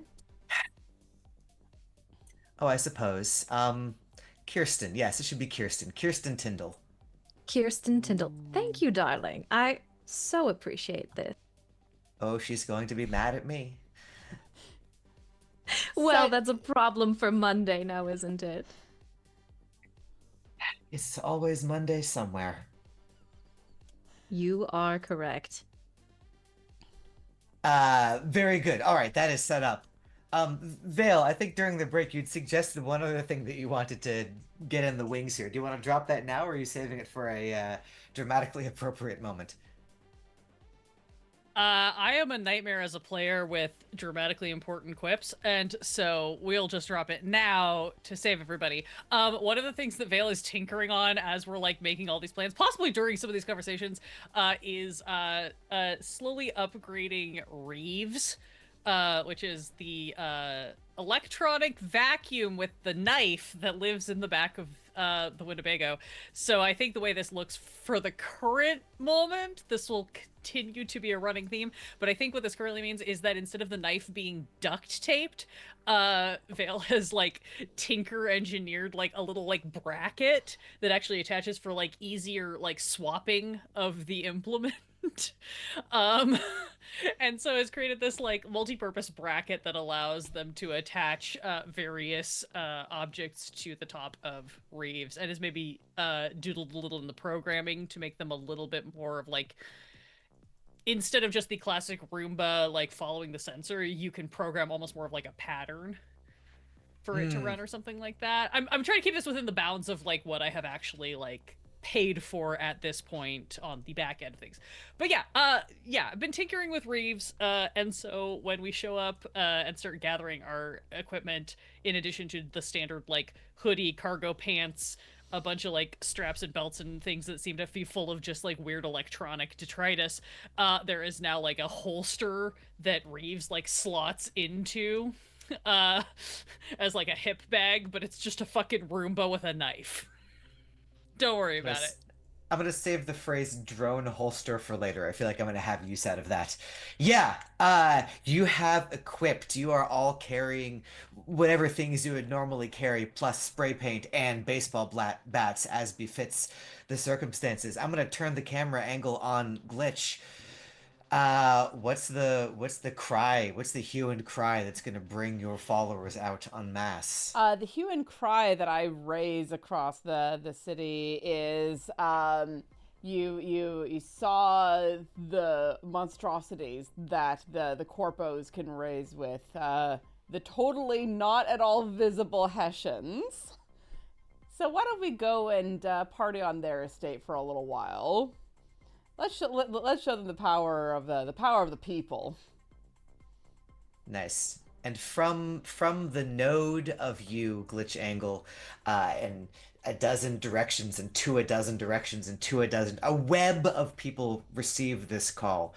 Um, Not everyone who hears about this shows up, obviously. The 200 people who roll down the streets of Vanstown.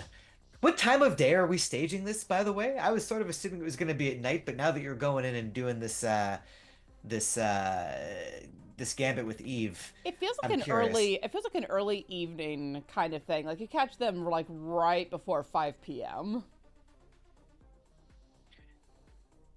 Are we aiming for a time when there are still employees in, or a time when after employees have left? Is I guess my question. Okay, When cool. employees have left, we want to have as few collateral as little collateral damage as possible. I think we want to go for twilight, just as the sun is starting to set, early enough that if like even I show up pretending to be like IT, it's not fully weird. It's though we're trying not to disrupt the workday. But Yeah. late enough that if we're immediately followed by a bunch of psychotic ravers, it doesn't seem out of place. Right on. So, in the dwindling light beneath the fog of Silsent, a whole sector of the horizon glows red in the setting sun. It is from that red glow that now 200 hardcore partiers are rolling down the street in some level of intoxication, but you can tell it's the beginning of that bell curve. It's only going to get crazier from there. They've got music, they've got drugs, they've got baseball bats of their own, they've got spray paint of their own. That is moving imminently towards this happening. Somewhere ahead of that, Eve and Vale are going to do something funny. Eve is wearing a pillbox hat on top of her head with a veil. Very like 1950s vibes, trying to hide some of her face. And has the briefcase that they normally have with medical stuff in it. And they are wearing a reversible coat. The coat on the outside is black corpo, very sleek. And we will see what it reverses to in the future. Cool. Vale is strapped up with all their gear, but is gonna grab one of their brother's old like polo. Think like the gas station or the mechanic's shirt that's like the collared shirt with like the name tag stitched on and whatever, to look like they're some sort of generic IT person. Nice. Is there anything on the name tag, or is the name tag just blank? Oh god, there is something on the name tag, but I have to go look it up because it would probably be my dad's name, my dad's real name, because it's probably a hand-me-down. Yeah. Right on. While you're thinking about that, I want to ask Abe and Lore, are you coming in with the impending rave that is looming down the street, or are you on site earlier than that? Well, for Abe's part, I'd like to think that because he wants to be on station, in order to observe the goings on, and he would have come in an hour earlier just to get roof access somewhere adjacent to the remainder building. Yeah. Okay, right on. So, across from the remainder building, all of the buildings here in Vanstown tend to be a little bit shorter than deeper into Silsent. So we're talking like the 10 to 30 floors as opposed to the like 50 to 100 floors. This building itself, the building that the office is in, is only 13 floors. It's much smaller than several of the buildings around it. It looks like an older generation of building. So if you go across the street, you can conceivably like be poking out a window to look down at this. If you go up higher onto a roof across the street, you're fairly distant. You're much higher than the building itself is that you're looking at. The priority is to get at where the guards would be pouring out to try and accost our party goers, and to see as many surveillance cameras on the ground floor as possible, just in case he has to take out a few of those too. Yeah, I guess my question is, what's the range of your weapon? Okay. I bet. I hope I put that on the character sheet. Do you want that in meters or do you want that? No, I'm kidding. Range for the rifle is 200 over 400 for Oh, whatever. yeah. 200 400ths. Yeah. So what that means is I am pretty sure that meters, yes. And so, yes, that makes sense for a rifle. It's short range, long range. Okay. So you're actually fine. You got a whole rifle. You ride the elevator of a building across the street. You look anonymous enough that you're able to get roof access. You're peering down. Give me a wisdom notice check just for the scene. Wisdom notice. You got it.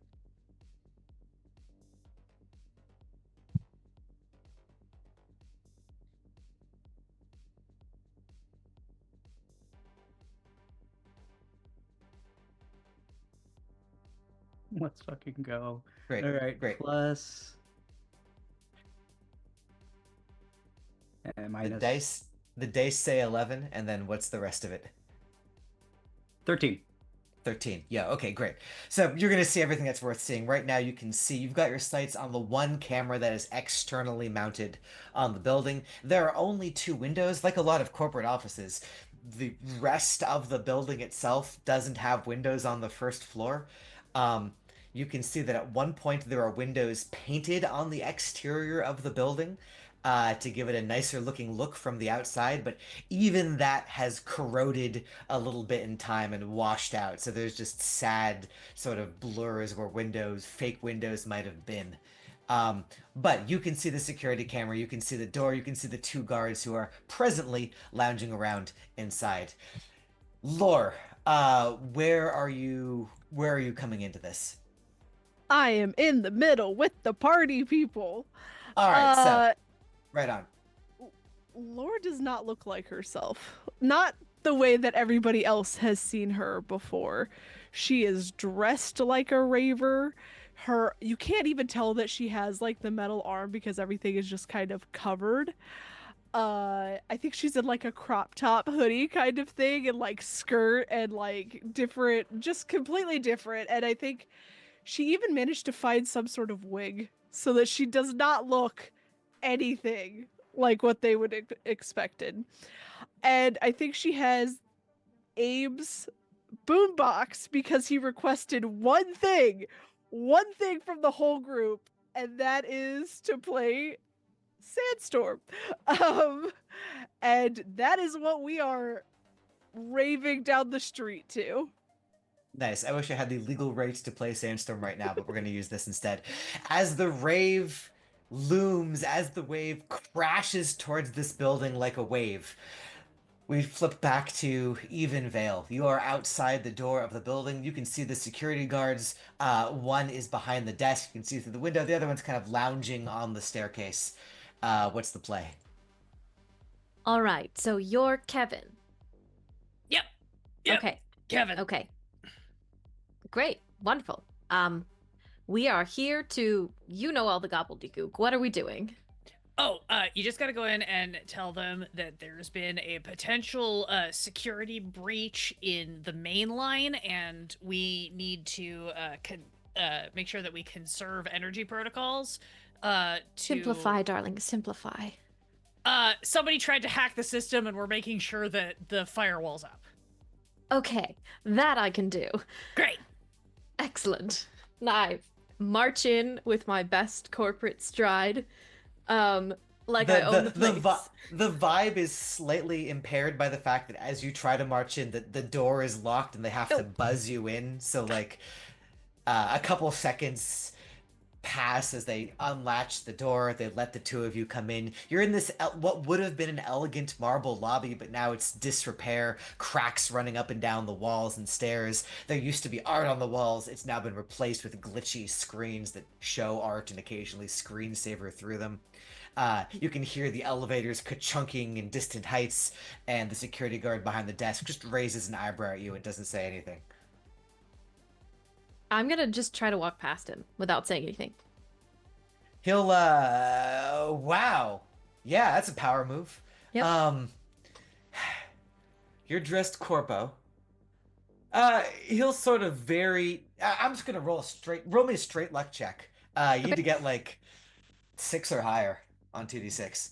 Okay.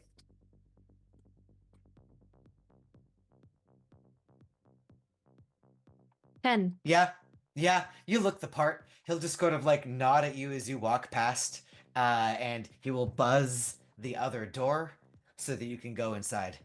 Excellent. I will just snap and say, Kevin!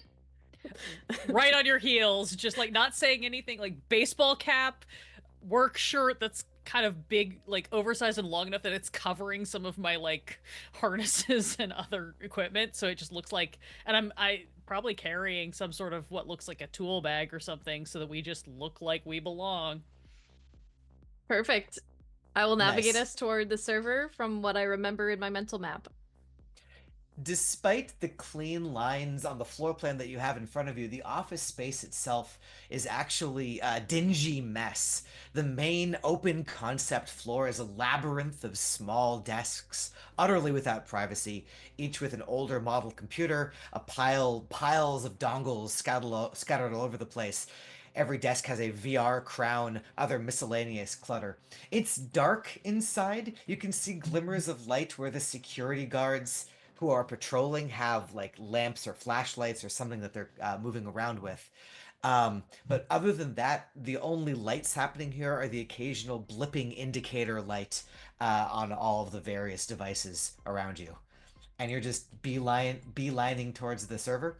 Yep, and I'm chattering as I'm going to make it to give off the performance of we're supposed to be here in case a security guard does pass us. Yeah, just headed straight for the server. Yeah.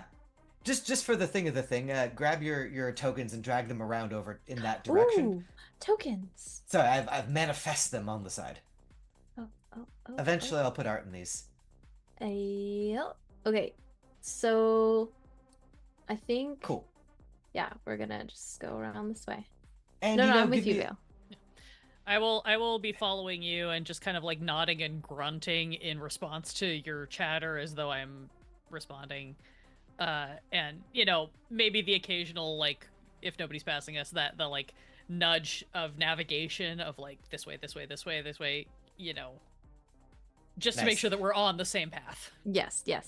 I assume that Vale is better able to navigate this space given the like chords and structure and stuff. Yeah. I mean, I don't think it's even like that Vale doesn't trust your memory of it. It's more of like the check-in because it's all like dark and spooky and Vale's eyes are glittering with the gleam of how much of this shit can I grab? And is any of it worth it? So like I'm doing the very keeping it contained, but trying to keep that squirrely level of like, is there anything sitting on desks that I know we're gonna want to snag on the way out? Is there anything that we can do extreme damage with that's not gonna matter to us, but is gonna look great on camera? To that point, I guess both of you can give me notice checks for the road. It'll be a little harder because it's dark in here, but I don't know. No one's rolled less than a 10 like this session. I guess there is 1 4 in there. You're gonna curse Sorry, it. Lore. I intend to curse Why it. would you curse it like that, sir? I'm cruel, and I want people to give you money for higher rolls. 9. 7. Right on, Vale.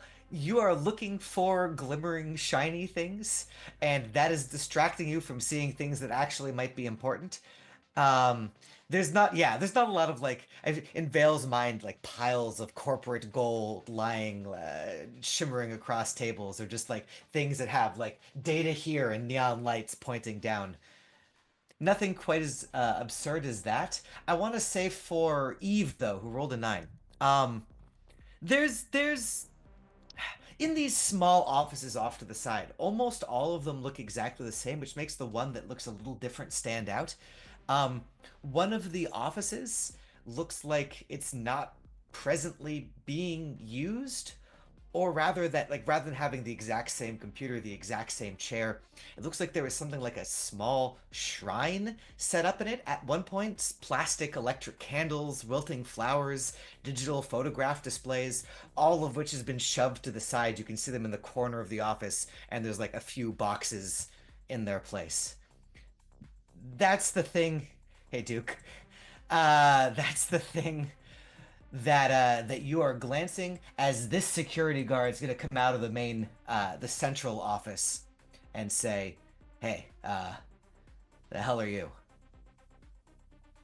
I am from the main office. We've been sent to double check the firewalls. This is Kevin. Kevin knows more than I do. Yeah, we got some reports of some possible invasive attempts to access data. So they asked us to come and make sure that everything's up to code. Oh, Eve is not really Christ. like looking him in the eye, just sort of doing the power move of like, yeah, get this over with. You won't imagine the problems that we've been having. Do you have the 47B? The 47B? Why would I have the 47B? Kirsten Trindle, or Tyndall, whatever the hell her name is, will send you the 47B. I don't handle the paperwork. Who? Roll me a talk roll. Oh gosh. Okay. I'm inclined to give you disadvantage for saying her name wrong, but I'm not gonna. 2d6 plus 2. 8. 8. 8 is a basic success, but this is a slightly tense situation. He's gonna sort of glare his eyes at you and be like, "Listen, I can't let anyone go into that room." He'll jerk a fat thumb towards the door to the server room, unless they've got the 47B. No 47B, no access. Do you want to interrupt Miss Tyndall on an evening in the middle of her evening? I certainly don't, and this needs to get done now. He'd say, "I certainly don't want to interrupt Miss Tyndall. So, if you want to get access to that room, you gotta call her for a 47B." Do I know what a 47B is? Just It sounds like a inherently? form. It sounds like some kind Okay, of form. no. Like this is admin rather than program. Okay. He has sort of moved his way in front of two of you with his arms kind of meatily at his sides, physically blocking your way insofar as you can in this very open concept space. As that's Okay. happening, I think a rave is rolling down the street. Yeah. yeah, it is. Glitch, Lore. You are approaching the doors of this building. You can see, or at least you know, where Abe is up or on yon roof. The party is just getting started. What do you want to do? First of all, I want to establish that as soon as the party started getting going, streaming was happening. This stream is live. Yeah. And I'm Yeah. And I'm being careful not to look at Laura's face at all, if at all possible. I'm aware of where she is in my periphery, but I'm not looking at her. Nice. It is a happening stream. People are, you're literally watching the numbers go up second by second. People are enthusiastic. One person seems to be a new viewer, someone who you're not aware of, someone who has not been on your stream before, seems to be especially enthusiastic. I will put this into the chat. Their name is Daily DLC. Very, very happening. I will note that name and file it away for later, just so that I can look at it, do the checks of of what they're what their side thing is. But yeah, no, I'm Sure. like calling out to the people who are on the stream and in the crowd, like riling them up, getting them ready to roll, and pray with everything in me that the doors are ready to get rolled through as soon as we get there. Okay. And you are waiting for the door to open from the inside, yeah? That's the play here? Partially. One of my goals is to draw security out because there's a huge like party happening, and possibly tagging happen on the outside of the building if people are feeling particularly adventurous. But also once I get the cue that Vale and Eve are where they need to be, then start pushing through the doors because there's 202 of us. The 6 security guards are not going to stop us. Yeah, right on.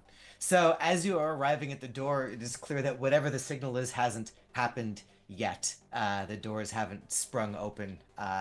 You can see the security guards inside looking out over the desk being like, what the fuck is happening here? But they're not presently taking actions unless being drawn to do so. Okay, I'm going to start directing people toward tagging windows. Okay, yeah. As you tag the windows, I think... So you're going to see the guard behind the desk is the one who seems to be in charge of, like, buzzing the door open and closed. You see him having a muted conversation with the other guard, and the other guard will throw up his hands. The door will temporarily, for a moment, be unlocked as this guard is pushing open to come out and try to, like, I don't know, shout you away from being on his streets or something. Go ahead, Laura. Can I hit him with a baseball bat enthusiastically? Yeah. I believe in your enthusiasm in this moment. Give me an attack roll with a baseball bat, please. Oh, Fuck God. yeah. What is that considered, my dude? All of the same numbers from your sword are going to be true of this baseball bat. Great. We love. Oh, it's a D20. Got it. It's a D20, yeah. I forgot that part. Please don't. And we'll say that a baseball bat does 1d6 damage.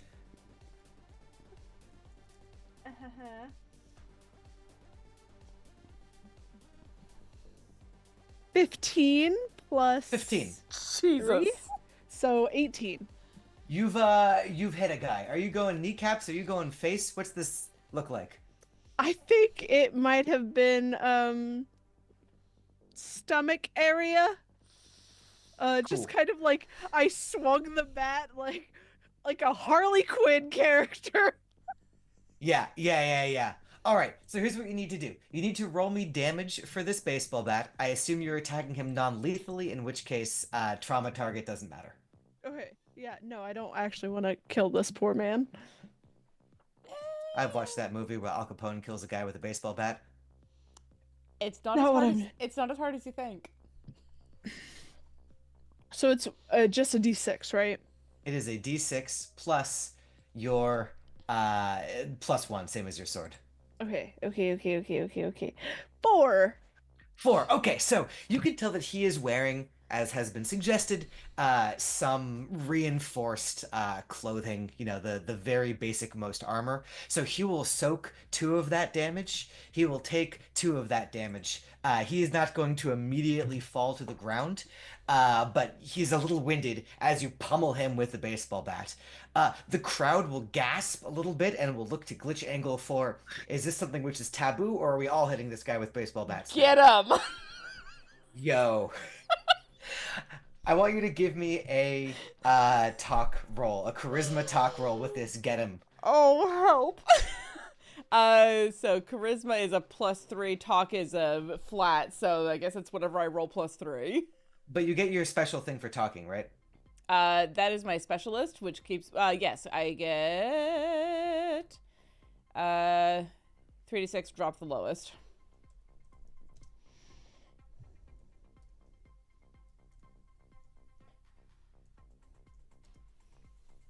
So that's a 10. Get him. Get you 'em. can hear inside. You can hear the roar of the crowd outside as they brandish their weapons and their spray paint, which they're going to use like mace, and just pile in on the security guard. he's gonna be in a bad way, right? Like get him. You can do non-lethal damage with bats, but when there's like a dozen of people hitting you with bats, that's not good. Yeah. So just for the record, this guy's not doing great unless someone does something about him. But he is definitely not going to act again. The guy inside, looking out the glass window, seeing this happen, will like take a step back and just start like jamming things on the control panel in front of him. Once the security guard who is out front has incapacitated enough, I'm going to start directing people at the doors to get inside. Okay, they're gonna start what, ramming the doors? Sure, if they're glass doors, break the fuckers. There's glass windows. The windows are smaller than those like big stone doors that lock. Break But the window next to the door, reach through and push. okay, right on. People are clustering towards the windows. Cracks are beginning to stretch through the plain glass of the windows. I want to swing to Abe real quick and then back down to the two inside. Abe, you see this going down? Anything going?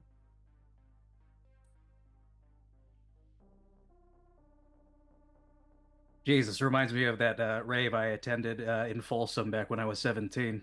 Is what he thinks, right? Uh-huh. Uh, would it be beneficial to shoot the camera out now? Let me tell you something related to that question, which is the security guard behind the desk is hunkering down behind the desk and seeing people trying to break in like a fucking zombie apocalypse. He has pulled out his gun and he wants to like shoot the first or second raver through the window to discourage other ravers from going through the window. Oh, fuck that. So Abe's gonna try and take aim through one of the windows and try to shoot the gun out of his hand. Okay, at 200 meters from a roof, you're gonna shoot the gun out of his hand? Let's go if you want to try it. I'm gonna try it, so roll to hit is D20, right? You're rolling a d20 if you want to use the advantage that we have uh, piled up here in reserve. That would just be roll 2d20 KH1. I'll second that. All right. Third, fourth, and all right. If there are no objections, you said 2d20 or Yeah, and it'll keep the highest one for you. So roll 2d20 KH1.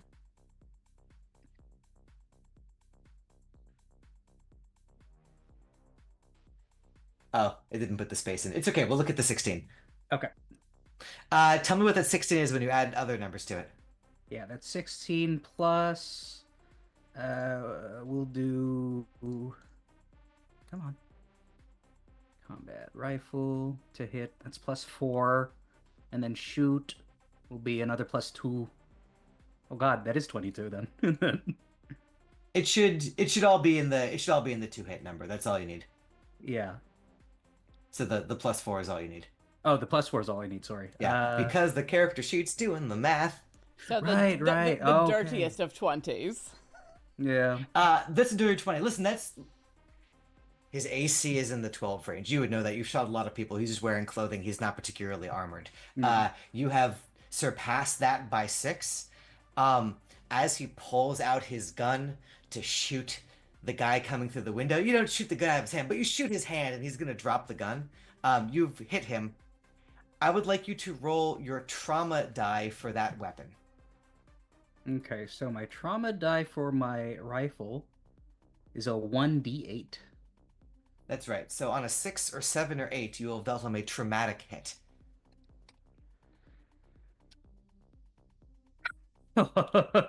It's an 8. Okay, great. The way that a traumatic hit works is you roll the damage for this weapon, normally, and then you multiply it by the trauma multiplier for this weapon, which is 3. Okay. So the damage for this weapon is a 1d10 plus 2.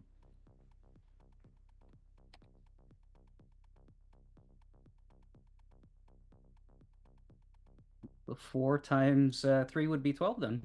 Well, right. So the moral of the story here is you are very, very good at using a rifle. You sight down it, you aim. 12 damage. If you had wanted to kill this guy, you could have shot him through the head. You could have shot him through the heart. You did not want to kill this guy. He has one fewer hand than he did previously. You've taken off the hand with the gun in it. He is going to become a lore type character at some point in the future, maybe just a hand rather than the whole arm. He will look down at what like the gnarled remains of his hand, look out the window, and scream a scream that you cannot hear at your distance, but you could definitely feel in some way as he collapses in just pure shock behind the counter. Yeah, tell me. Have you folks ever seen the the first RoboCop film? Yeah, it's when Murphy loses his hand in the warehouse. So he has collapsed inside Vale and Eve. You can hear the sound of partying and now a screaming security guard outside. Somewhere in there, he did hit like an alarm button. There are alarms going off. What the hell is going on? What the hell is going on? Damn it. He'll look at the two of you and be like, "You, wait here, 47B." And he'll run back inside his office to try to regain control of the situation through his cameras or whatever. Okay, I have a question for Immediately God. gonna book it. Yeah. Sorry, go ahead, Real. I have a question for God. Can't I have stab skill? Yeah. But I don't want to stab.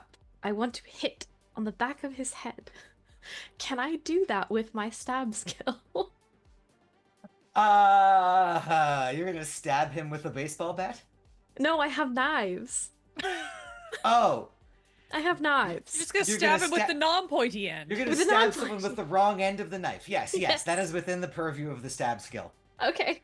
I would like to follow him into, because he went back into the office, right? Yeah, for a second at least it was unlocked. Probably more than that. He probably didn't lock it behind him. So he's Okay. going in. You're going in after him? Yep, and I want to hit him on the back of the head. Okay. You can roll your character into the office and then give me a stab. Yep.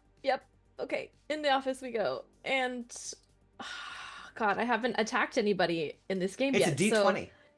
Yes. And it's a +2 to hit.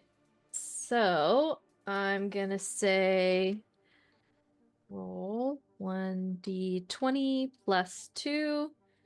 Crossing my fingers. That's a 19. That's a 19. That hits. Okay.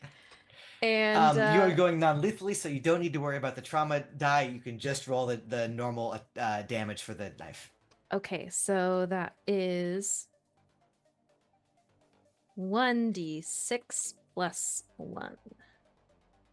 3. Yeah, okay. That's solid. So, again, he's wearing some armor. You try to go for the back of the head. He happens to lean forward. You sort of plunk into the back of his armored clothing. Oops. You deal him some damage. You're pretty sure that, like, at his current state, he'd have a sore neck the next day.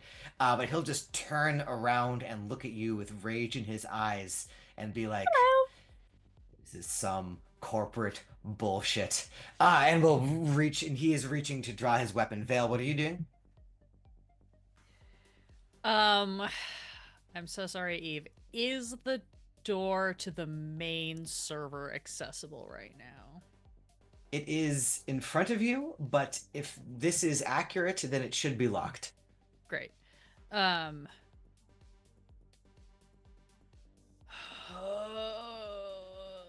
Vale's neither a lover nor a fighter. Vale's a goblin. Sorry, I have to look because I also have to see what equipment I have. I don't think I have an appropriate weapon of any sort that I could use. Fudge.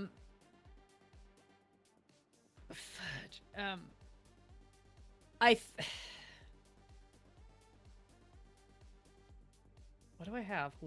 I think Vale is gonna be in. We're gonna say Vale kind of like comes to the doorway, sees Eve try to pull this off. It doesn't work. This guy turns around. Vale is gonna go for the crazy eyes vibe because sometimes that works, and is just gonna like lean into the door, like two hands up, lean into the doorway just as like creepy as possible, and just look at this guy and be like, "Look, man, I can try to help you with this, or you can continue doing what you're doing. But if you want me to try to help save your flippin' life from whatever the fuck is going on out there, maybe you need to just open some doors and calm the fuck down." That's rad. Could you give me a charisma and fuckery roll. Is Talk, that what the question perform. mark one is? Fuckery? I wish. No, talk, perform, something in that world. I want the question mark one to be fuckery because I have that one. It's not fuckery. Yeah, I wish I could make an argument for survive, but I do understand that that is not what that skill is. When you are literally on the run from everyone and living in the sewers, then you'll be happy that you have the survive skill. Yeah, that'll be in like 2 episodes the way I'm going. That is a 6, unfortunately. Yeah. He seems like the priorities are number 1, deal with Eve, number 2, deal with you, number 3, deal with whatever's outside. He doesn't know that the door is being breached as he speaks. He's gonna deal with immediate threat and then farther away threat is what it seems like. Will you allow me then, like as I'm doing this, can I reach down and click off my holster and drop Reeves to the floor with his fucking kitchen knife? Yeah. You have made eye contact with this guy. You reach in, and while not breaking eye contact, you throw a death Roomba onto the floor. Yeah, he will look down at that. This security office is the same sort of dingy as the rest of the place. He's got a nice, like, security setup. You can see multiple screens where the cameras. You can see Eve, the camera that looks outside and sees the masses roaring in. And now in the mess of this room, there's one death Roomba, and it's here to clean up. Thanks for the Meanwhile, backup. Just providing more complications, that's all I'm here for. meanwhile though, Vale, put yourself in the door just so I've got that.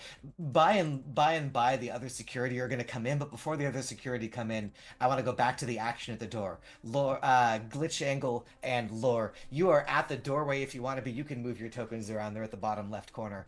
The window has been breached. The people are making their way into that desk area, pushing aside the like not even like unconscious, just sobbing one-handed security guard.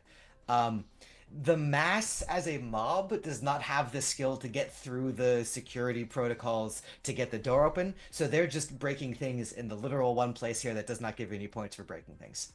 Amazing. I want to go over to the security guard and say, which button opens the door? Why? And he'll point at, like, with his good hand, he'll point shakily at one of the buttons. And I will push the button to open the door to let the mob into the main building. Nice. I would love, Laura, are you also amongst that, or are you further back in? I am amongst that. I am dancing my way into this freaking. With a fucking boombox going. I'm gonna ask the two of you, because now that this rave has been sort of funneled into a narrow passage, which they're all trying to get through at the same time, I would ask the two of you to make me a physical saving throw against rave damage. Just the jostling, the pushing, the potential stampede of everyone trying to get through here. It'll be a small amount of potential damage. Is that a d20 roll?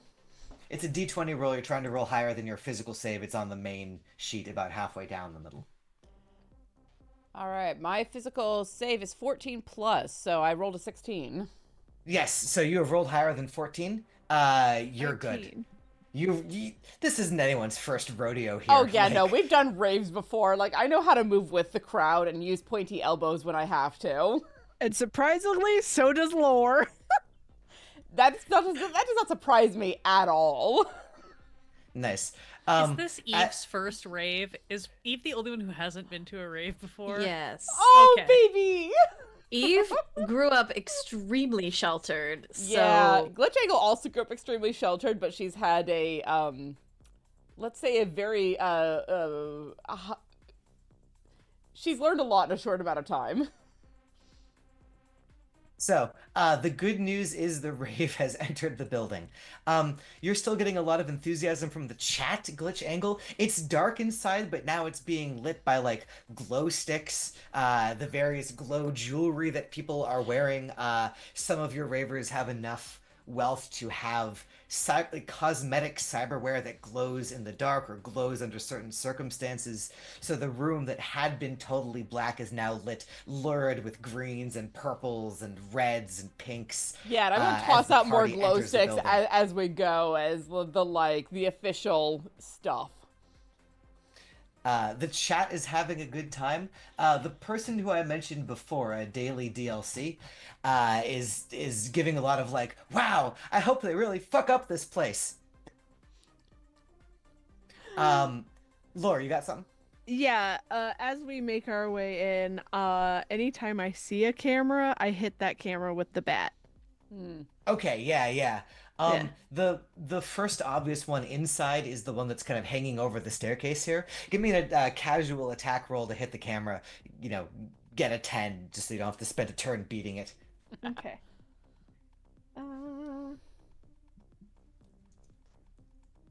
11. Yeah, the complication is it's a little high up off the ground, right? So you Sure. gotta jump a couple times, but you reach up and you smack the camera, and you have disabled one camera on the map here. Bam, boom, camera gets disabled. Okay, we'll do it that way. Fine. Um, camera gets disabled. As that's happening, Abe, you're outside. No immediate threats. Everyone seems to be making it in pretty okay at present.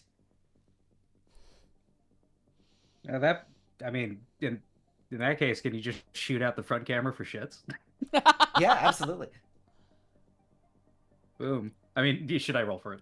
No, yeah. I mean, roll me. Don't embarrass yourself. Roll at least a 10, right? The camera's not moving around, but it's a small object at a distance.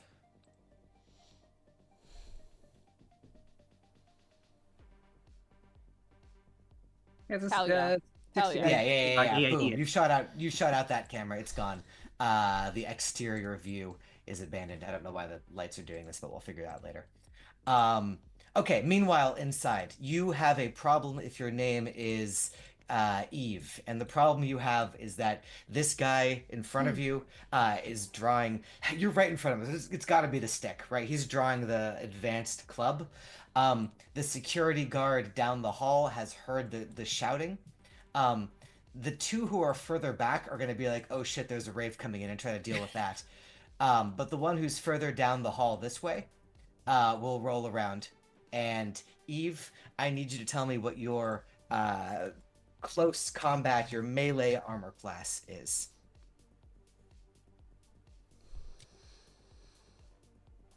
It is 14. And the die says 12. Are you dodgy? Are you taking it in your clothes? What's this looking like as he tries to beam you with his stick and misses? Is he trying to bean me in the head? He is trying to beam you in the head. He's not going for the guy. He's trying to knock you out. I just duck.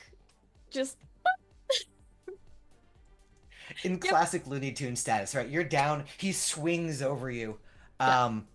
Because of how melee combat works in this game, you still take a little bit of damage just from the sweat of combat, the shock damage. You will take 2 damage just from being locked in a life or death struggle with this sweaty security guard. If you have soak because of your armor, it goes to that soak first. Okay. Where do I put that damage on the character sheet? Is that On in the- maximum HP? On the second page of the sheet, there's a place on the combat page. There's a place to store hit points, and underneath it, I think there's a place for current soak, and you can reduce the current soak. Copy that. Cool. As that's happening, the other security guard's gonna run out and see Vale's back and hear the sound. Does your death Roomba make a sound? What's the approximate sound of this death Roomba? I don't know if Zoom is cutting that. It's true. It is just the sound of a Roomba. Like it doesn't. I have not programmed in anything else. It is just like the sound of any little like Roomba or like a very minimal like a dust buster. Because I have synced it on the one that is going for Eve. I'm literally cry laughing. That was so like Roomba, but make it ominous. That was great. All of which is to say, the security guard's going to shoot you because he doesn't know what the fuck is going on over there. You have helped me justify doing that. Great. What is your shoots armor class? Your ranged armor class. My ranged and my melee armor class are the same. It is 10. Vale is wearing Okay. fucking sweats. Baby. Like Vale is wearing a polo work shirt and sweatpants. I've No, rolled sorry, an they're 8. cargo pants. My bad. Okay, right on. I have An rolled 8. an 8. But he's gonna use as I have mentioned, he has got some kind of link between him rolling down. It almost looks like those earpieces that security guards wear, except instead of going into his ear, it's going into his head, going Gross. down, attaching to his gun.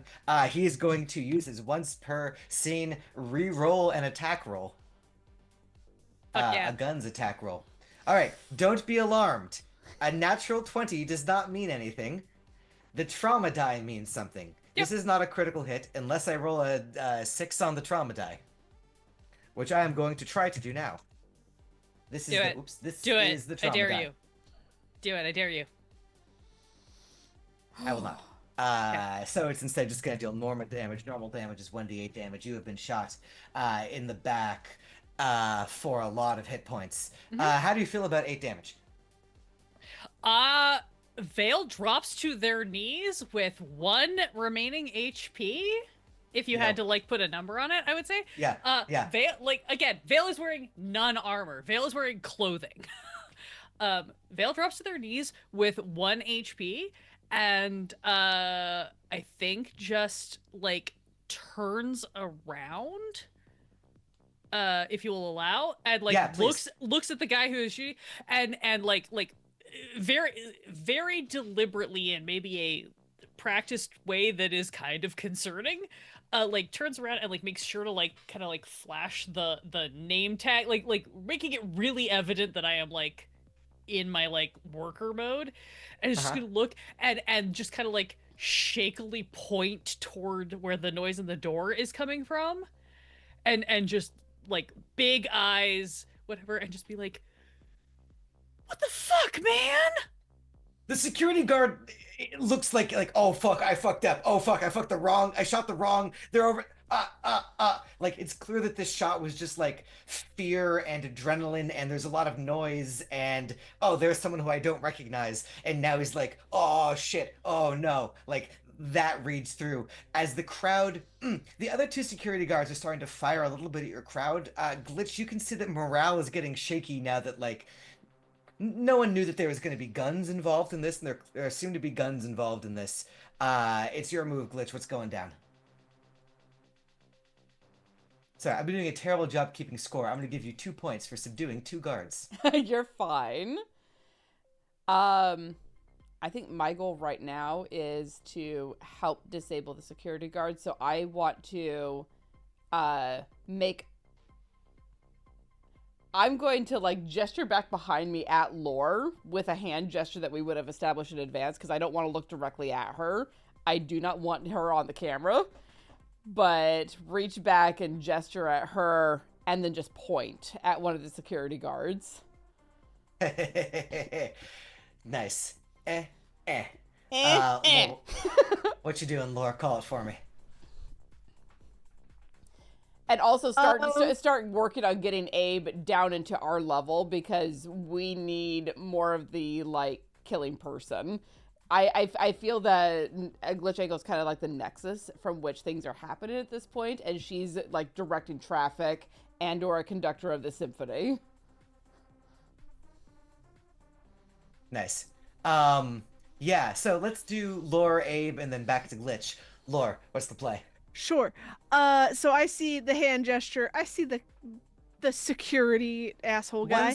One's sort of like leaning around this corner. The other has tucked himself down behind one of the desks, behind one of the computers. Cool. I want to run and kick that desk into the security guard. And see if I can like either knock the gun out of his hand or like at least like disarm him in some way. Yeah. Give me this is a skill check. Let's call it strength and exert. Thank God. Okay. Get it. 2d6.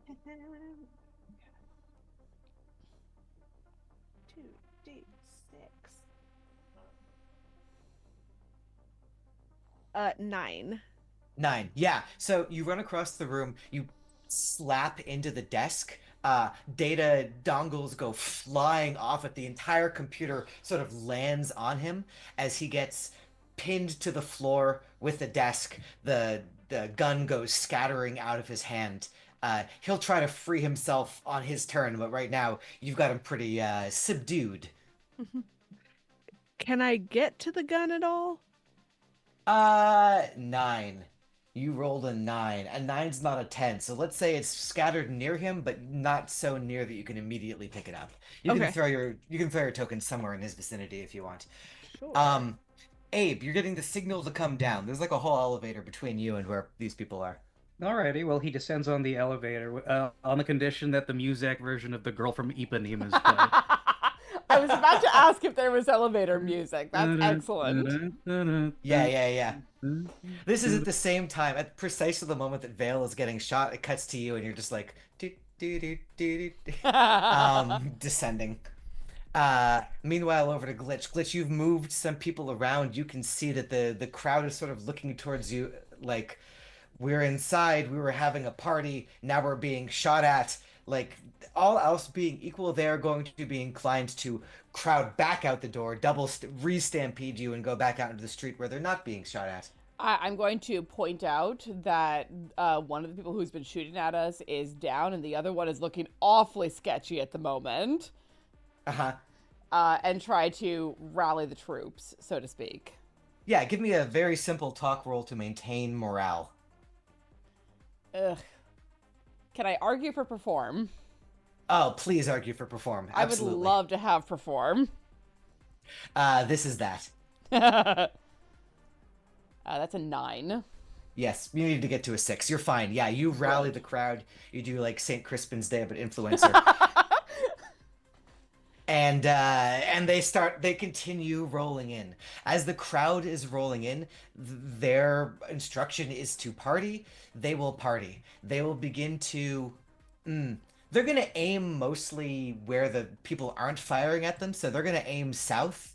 And by the end of next turn, probably the southern area is going to be pretty thoroughly ravaged, trashed, and we'll be able to start putting up the points for that. Amazing. I'm going to aim kind of in the direction of the security guard who isn't being lured at the moment, with a knife in my hand but down at my side where it's not immediately visible. Nice. Yeah, you can get yourself going that direction. We'll do it next turn since you had to do all the other stuff. But we've got that lined up. Eve, it is your turn. You are wrestling with a security guard. Yeah. In this moment, Eve has heard the shot go off, and doesn't know what's happening behind them, but is assuming that it's something bad. And I think, they kind of get pulled back into a memory of being with the first person, basically their mentor, who taught them how to use a knife in case a client came on a little too strong, how to get away, and how to do the most damage to not kill them, but to incapacitate them as much as possible so as they could not pursue me. And I'm going to flip the knife around and I'm going to slash at this person. All right. Give me an attack roll with that knife. Okay. Get it. I know that you gained an ability that had to do with knives, but I don't remember what it was. I just gained more knife. Oh, okay. Yeah. More knife. More knife. I think it's +1. Let me just double check. Well, I have an advanced knife. You have an advanced knife. Yes. Okay, It's fancy. Monofilament, I don't know, whatever. 13. 13. 13 is enough to hit. His armor is not that fancy. Roll me. Now you are doing potentially lethal-ish damage. So Yes. roll me the danger die. Roll me the trauma die. So that's 1d8.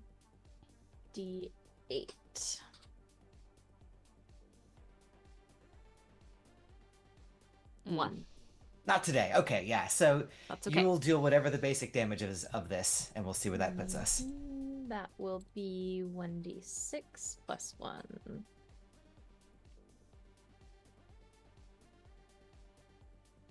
5. That's a lot. You stab him. It's not gonna drop him.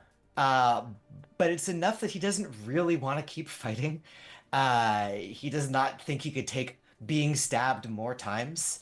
So you have stuck the knife into him, and he'll look up at you and be like, God damn it. God damn it. I always knew that Kirsten Tyndall was a bitch. She will remain so, and I'll remove the knife. He'll try to catch it so that he doesn't like spurt blood. Uh, and he's in non-combatant mode now. He's not gonna keep attacking you. He's like gonna step aside and be like, actually, he's just gonna like duck and cover underneath the console so that like no one kills him. Basically, I'm gonna Perfect. call that subdued. I'm gonna give you the point for it. That was your turn, Vale. You're looking at the other guy. I want to tell you something else though. This is strange. As you turned to look at the other guy, you got a good look at the hallway behind the other guy as well. And you know that you have 202 Ravers with you. You know that there are security guards here. The thing that you see, the person, sorry, I shouldn't say thing, it's going to give you all kinds of terrible flashbacks. It's a person. It looks like an employee. It looks like someone dressed up in standard remainder employee garb. Sort of the person who the two of you are pretending to be. Um, she scurries down the hallway from north to south, extremely surreptitiously, like looking over her shoulder, seeing all of that shit happening out that way, the rave, the security guards, the gunfiring, and then ducks into this room. Did I do I recognize her in any way other than just she is also kind of dressed the way that Eve and I are dressed in some capacity? She looks like an employee. Whether that is employee or operator disguised as employee remains to be seen. You really basically just got a glimpse at her. She was maybe in her 30s. She looked disheveled and moderately panicked, you would say. Great. Oh, give me a notice roll. Give me one more notice roll. I'll tell you what Yeah, everything sure. if you get a Yeah, good yeah, number. yeah. Sure. There is a world in which you see this. That's notice is wisdom. Yeah. Uh, flat 5. You see nothing. Great, cool. I see this run. I'm gonna shout, kind of just like I'm gonna rasp over my shoulder. Just be like, "Hey, boss, we got another one," and like kind of point in hopes that maybe Eve like sees what I'm indicating. Yeah. Um, Eve, you see what Vale is indicating. The security guard thinks you're talking about him, so he doesn't like turn and look over his shoulder. And then tell me how much of this I can do within a single turn, because I just like rules of just like I don't know how this works. What I want to do is like kind of like look back. If I can see on the console that Eve is near, if there is like a generic like unlock button, you know, or This or is something. a Like is there something where it's like if you hit that it's gonna unlock all the doors, or is there like does it require like actual programming? It seems it's programming. It seems a little bit more complicated than that. Okay. Uh great shit.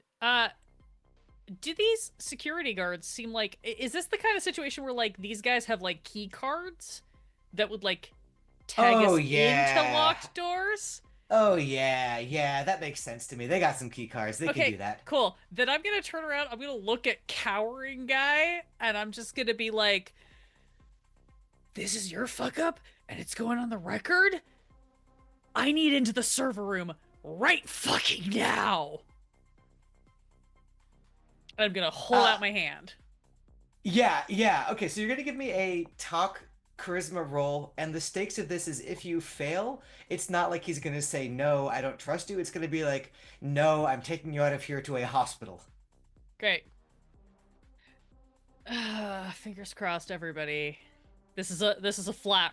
I think this is a negative roll for me. So that's a 4. We've turned it all around. Yeah, he's gonna be like, no, we gotta get you out of here, man. You're going to die. I'm not gonna die unless you don't fucking give me the goddamn key card. There's so I no can medicine in there. We're all gonna fucking die if I don't lock down these doors. Do you hear what's happening outside? Ah! And like the rave is like moving in with the red glow is washing towards him. He still filled the role. What he's gonna do is he's going to come over this way. He is going to try to physically push you into the room, and then barricade the door so you, he, Eve, and the stabbed guy are all like in a room that's locked that the other team can't get into. That the rave can't get into. What do I have to do to try to resist him or like slide past it? Like if he pushes me in, can I like try to dive out the door before it locks? It's a physical saving throw. Great. What do I need to roll for that? It's a 20-sided die. Your character sheet will say it's something like Great. 15 plus or 14 plus or something like that. Great. My physical save is a 14 plus. I'm gonna roll a d20. That's an 8. Boom.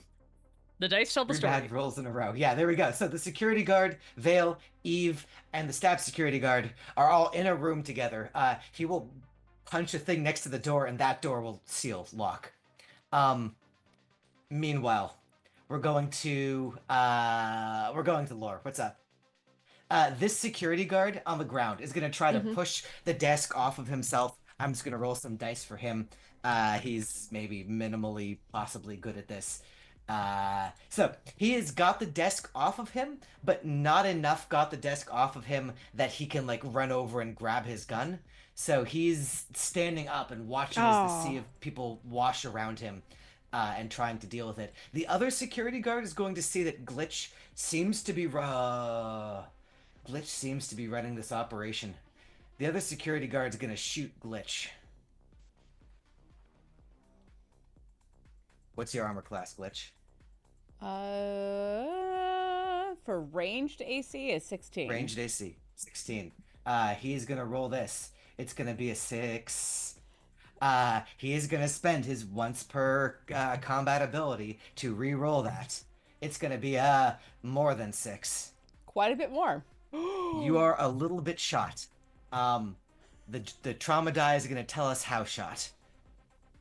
Trauma die says D6. Sorry. Trauma die says only a little shot. Only a little bit. Cool. Yikes. You are shot to the tune of 5 points of damage. Ow. I mean, a little is relative. If you've got soak from your armor, that goes out first. If you don't, yes, it I hurts have. you I have damage in the soak U. 5, so that Yeah, should so take your all of armor it. will take it entirely. Soak does not happen for every attack. Soak is basically once per combat. So your armor is messed up for as far as this combat is concerned, or this scene is concerned. All right, so that pulled he all of shot that, you. but ow. And he's shouting like, "Get them out of here! Get them out of here!" I'm gonna like, I take that damage and it like rocks my shoulder back, and I just look at him with that look of barely concealed insanity. Of like, oh, okay, let's play this game. All right, Lore, then Glitch, then Abe. Lore, tell me about it. Cool. This security guard made a bad choice. He got up. So I'm gonna take the baseball bat and try and take out a kneecap. Yeah. Roll me a baseball bat attack. Oh man.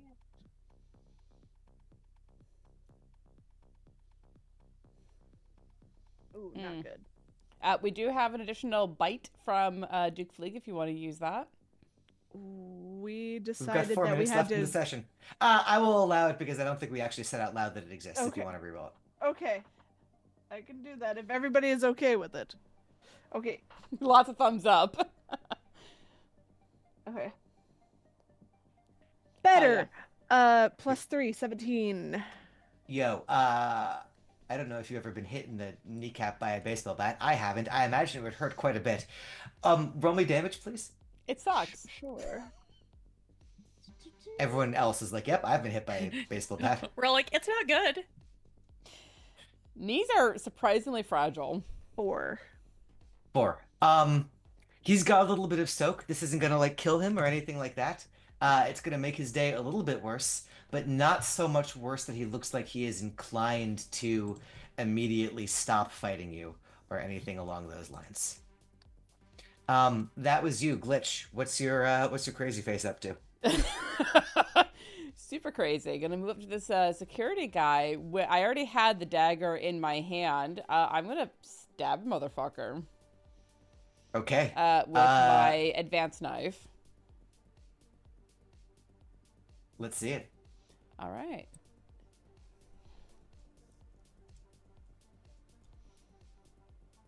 That's a 7. That's a 7. He will kind of duck a little bit around the side of the doorway, and where you try to stick the knife, he is not there anymore as he holds flat. He's not going to shoot you anymore. You're too close. So that's fine. With whatever time I have remaining, I'm going to just let out an insane battle cry. Think Braveheart.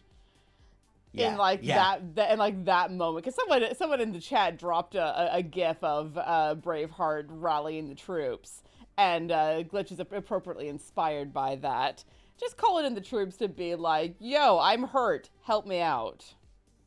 As my favorite bumper sticker that I've ever seen says, the Beastie Boys fought and perhaps died for your right to party. Fuck yeah!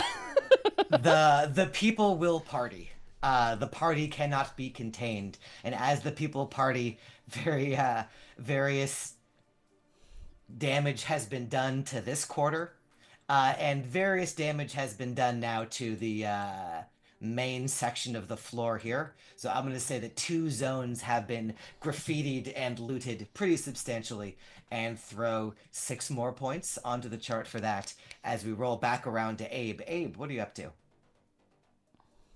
I mean, like, Abe is sprinting over to the entrance to try and join the rest of the party. Although, because of the music in his head, he's just singing, "Tall and tan and young and lovely, the girl from Ipanema is..." And then, as far as he can get into the lobby, so he can. Yeah, you do that thing where you like run to the rhythm of the music that's stuck in your head. You are in the lobby. You can get into the lobby. You can see the chaos sort of framed in the doorway as you're looking in. You can see that GlitchAngle is bleeding. You can see the trail of blood that she's left in her wake. You can see that Lore is locked in deadly baseball bat combat with a security guard. What do you want to do? You still got matched. Well, he is good at the combat triage, right? So he can see that Lore, at least for the time being, seems to have the situation well in hand. But Glitch has been shot. Oh no! Yeah. And he sees a guard brandishing a pistol. So he draws his okay. So again, remind us how actions work. But he tries to take a shot at the guard because I did not ready the weapon, right?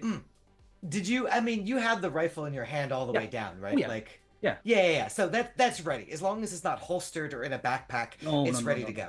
No. Yeah. If you wanted for some reason to drop the rifle and pull out the dagger, or the pistol, that would be an action to change weapons. No. I mean, unless there is a concept in this system of minimum range. No, he's just gonna go ahead. Not really.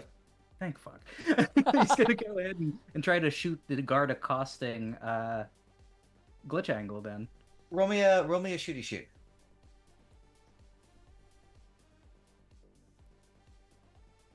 All right, 14. plus... Oh yeah. Huh?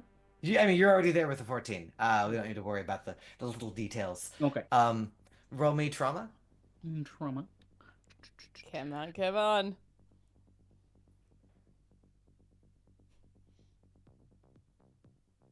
7. You're there. unless someone's wearing fancy armor. The basic level of fancy armor raises your trauma target to 8. He is not wearing the basic version of fancy armor. He's wearing normal clothes.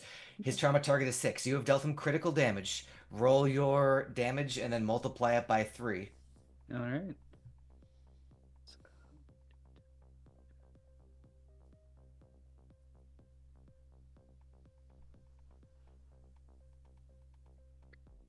33. You've reduced this guard to the past tense. What are you doing to him? Where are you shooting him? With 33, you can put that wherever you want. Okay, yeah. So again, Abe understands that the goal wasn't to take human life at this point, but you know, 40 years of combat experience, one of his comrades is in mortal danger. He goes straight for the head. Yeah, yeah. Glitch, you maybe get a shard of trauma yourself, just as Abe turns this person from a security guard into a Hessian with one hit. There's a fucking explosion of brain matter directly in front of me. I think I That freak a thing. little bit out. That thing. Oh, and you very much caught on camera, unless you like closed your eyes very Nope, quickly. I caught most of that until I like flinched back and away. Some of your audience is giving like some daily DLC is like doing the same, almost like a bot, but not quite. Like you can recognize bots, just like a very programmed like this is going great, this is a wonderful party. As the head explodes in front of you. I want to spin it. I know that we're at our time limit. I want to spin it around real quick to Eve and Vale because I want to know where all that's going. You can theoretically see this going down on the cameras. Vale's gonna look at Eve and be like, I can get everybody out, but you've got to get everybody out. And Vale's gonna run, crawl, slam themselves, whatever level of, whatever, to the console, and is gonna, like, reach into a pocket, grab their little cord, stick one in the jack, and is gonna jack in to the system from this spot. Like, not gonna wait for an okay, just gonna go. Nice. And you are transformed into the cyberspace, the overlay that overlies on this office. It's a wholly different office vibe that you are in. It is still the appearance of an office, but the VR overlay is gorgeous wooden furniture, plush chairs, plants, windows with natural light, men in suits, women in dresses. Their idiom that they seem to have placed this in appears to be the idiom of the 1900s television show Mad Men. Lovely. I'm gonna try to unlock every fucking thing. Yeah. In this idiom, are you still a trash panda? I am a raccoon in a 3-piece suit with a slicked back, like little like the little like coif of like fluff that would be on the top of a raccoon is just like slicked back in a Don Draper do. Yeah. I just like rustle my tie, even within my like avatar. I feel that like sweat trickling down my back that I know realistically in real life is blood because I've been shot. But that's not the problem right now. And I'm gonna like reach into the pocket of my suit for my like cigarette case, which is representative in this world of the USBs. And I want to try to I'm gonna start smoking, which is I'm gonna try to unlock every fucking door in this building. Yeah. That's all I'm gonna do. You got a program for that, I assume? I have unlock door. Unlock door would be the appropriate program for unlocking doors. You are in the think- control console, so you don't need to go to every individual door to do this. You can do it from here. Give me a programming roll. Amazing. Thank you. And spend a point of access because this is not something that Oh, yeah, you have no. access to normally. Okay. 2d6. Let me switch over here so I see what this is. Intelligence programming is going to be This my is additives. intelligence programming, yep. Okay, great. I rolled a 7 plus 1 plus 1. That is a 9. that I believe is sufficient for unlocking doors. Yeah, so the unlock skill also gives you a +1 just for maybe I'm lying. Oh, it does. eh, Yeah. Yeah, yeah, yeah. there No, it is. Yeah. no, so that's a 10. Yeah. Yeah, there we go. You blow open all the doors to this guy. Uh, as that is happening, you're in the system, so you can see like in the virtual space. You're so cool, smoking your cigarette. Cigarettes are bad. I don't endorse smoking. You're so cool smoking your cigarette that like other employees just kind of like open the doors. Yeah. Like that is what this looks like. In the virtual world, I'm going to identify the equivalent of Eve, who I assume is this just like gorgeous, stacked, like pillbox hatted, just beautiful, like not even secretary. She's like the one female executive Yeah, in yeah, this yeah. realm, and I'm just gonna I know it doesn't translate to the real world, but like in this world, I'm gonna look and I'm just gonna nod and just kind of be like, "Hey, babe, take the rest of the day off." And that's where we're gonna end the session. That works for me. I can't even words right now. What the shit? Oh Okay, well, thank you all so much for being here for this week's episode of Midnight in the Garden of Chrome and Fog. We're gonna return to this ASAP next week in the middle of this remainder job. Thank you all so much for being here. We will be back next week directly. Check out the Discord if you want to know what else is going on. But until then, friends, I hope that your journey back through the mushroom circles is as calm and as peaceful as it is possible to be. And until we meet again, stay safe, stay healthy, and I will see you all next time. Good night, friends.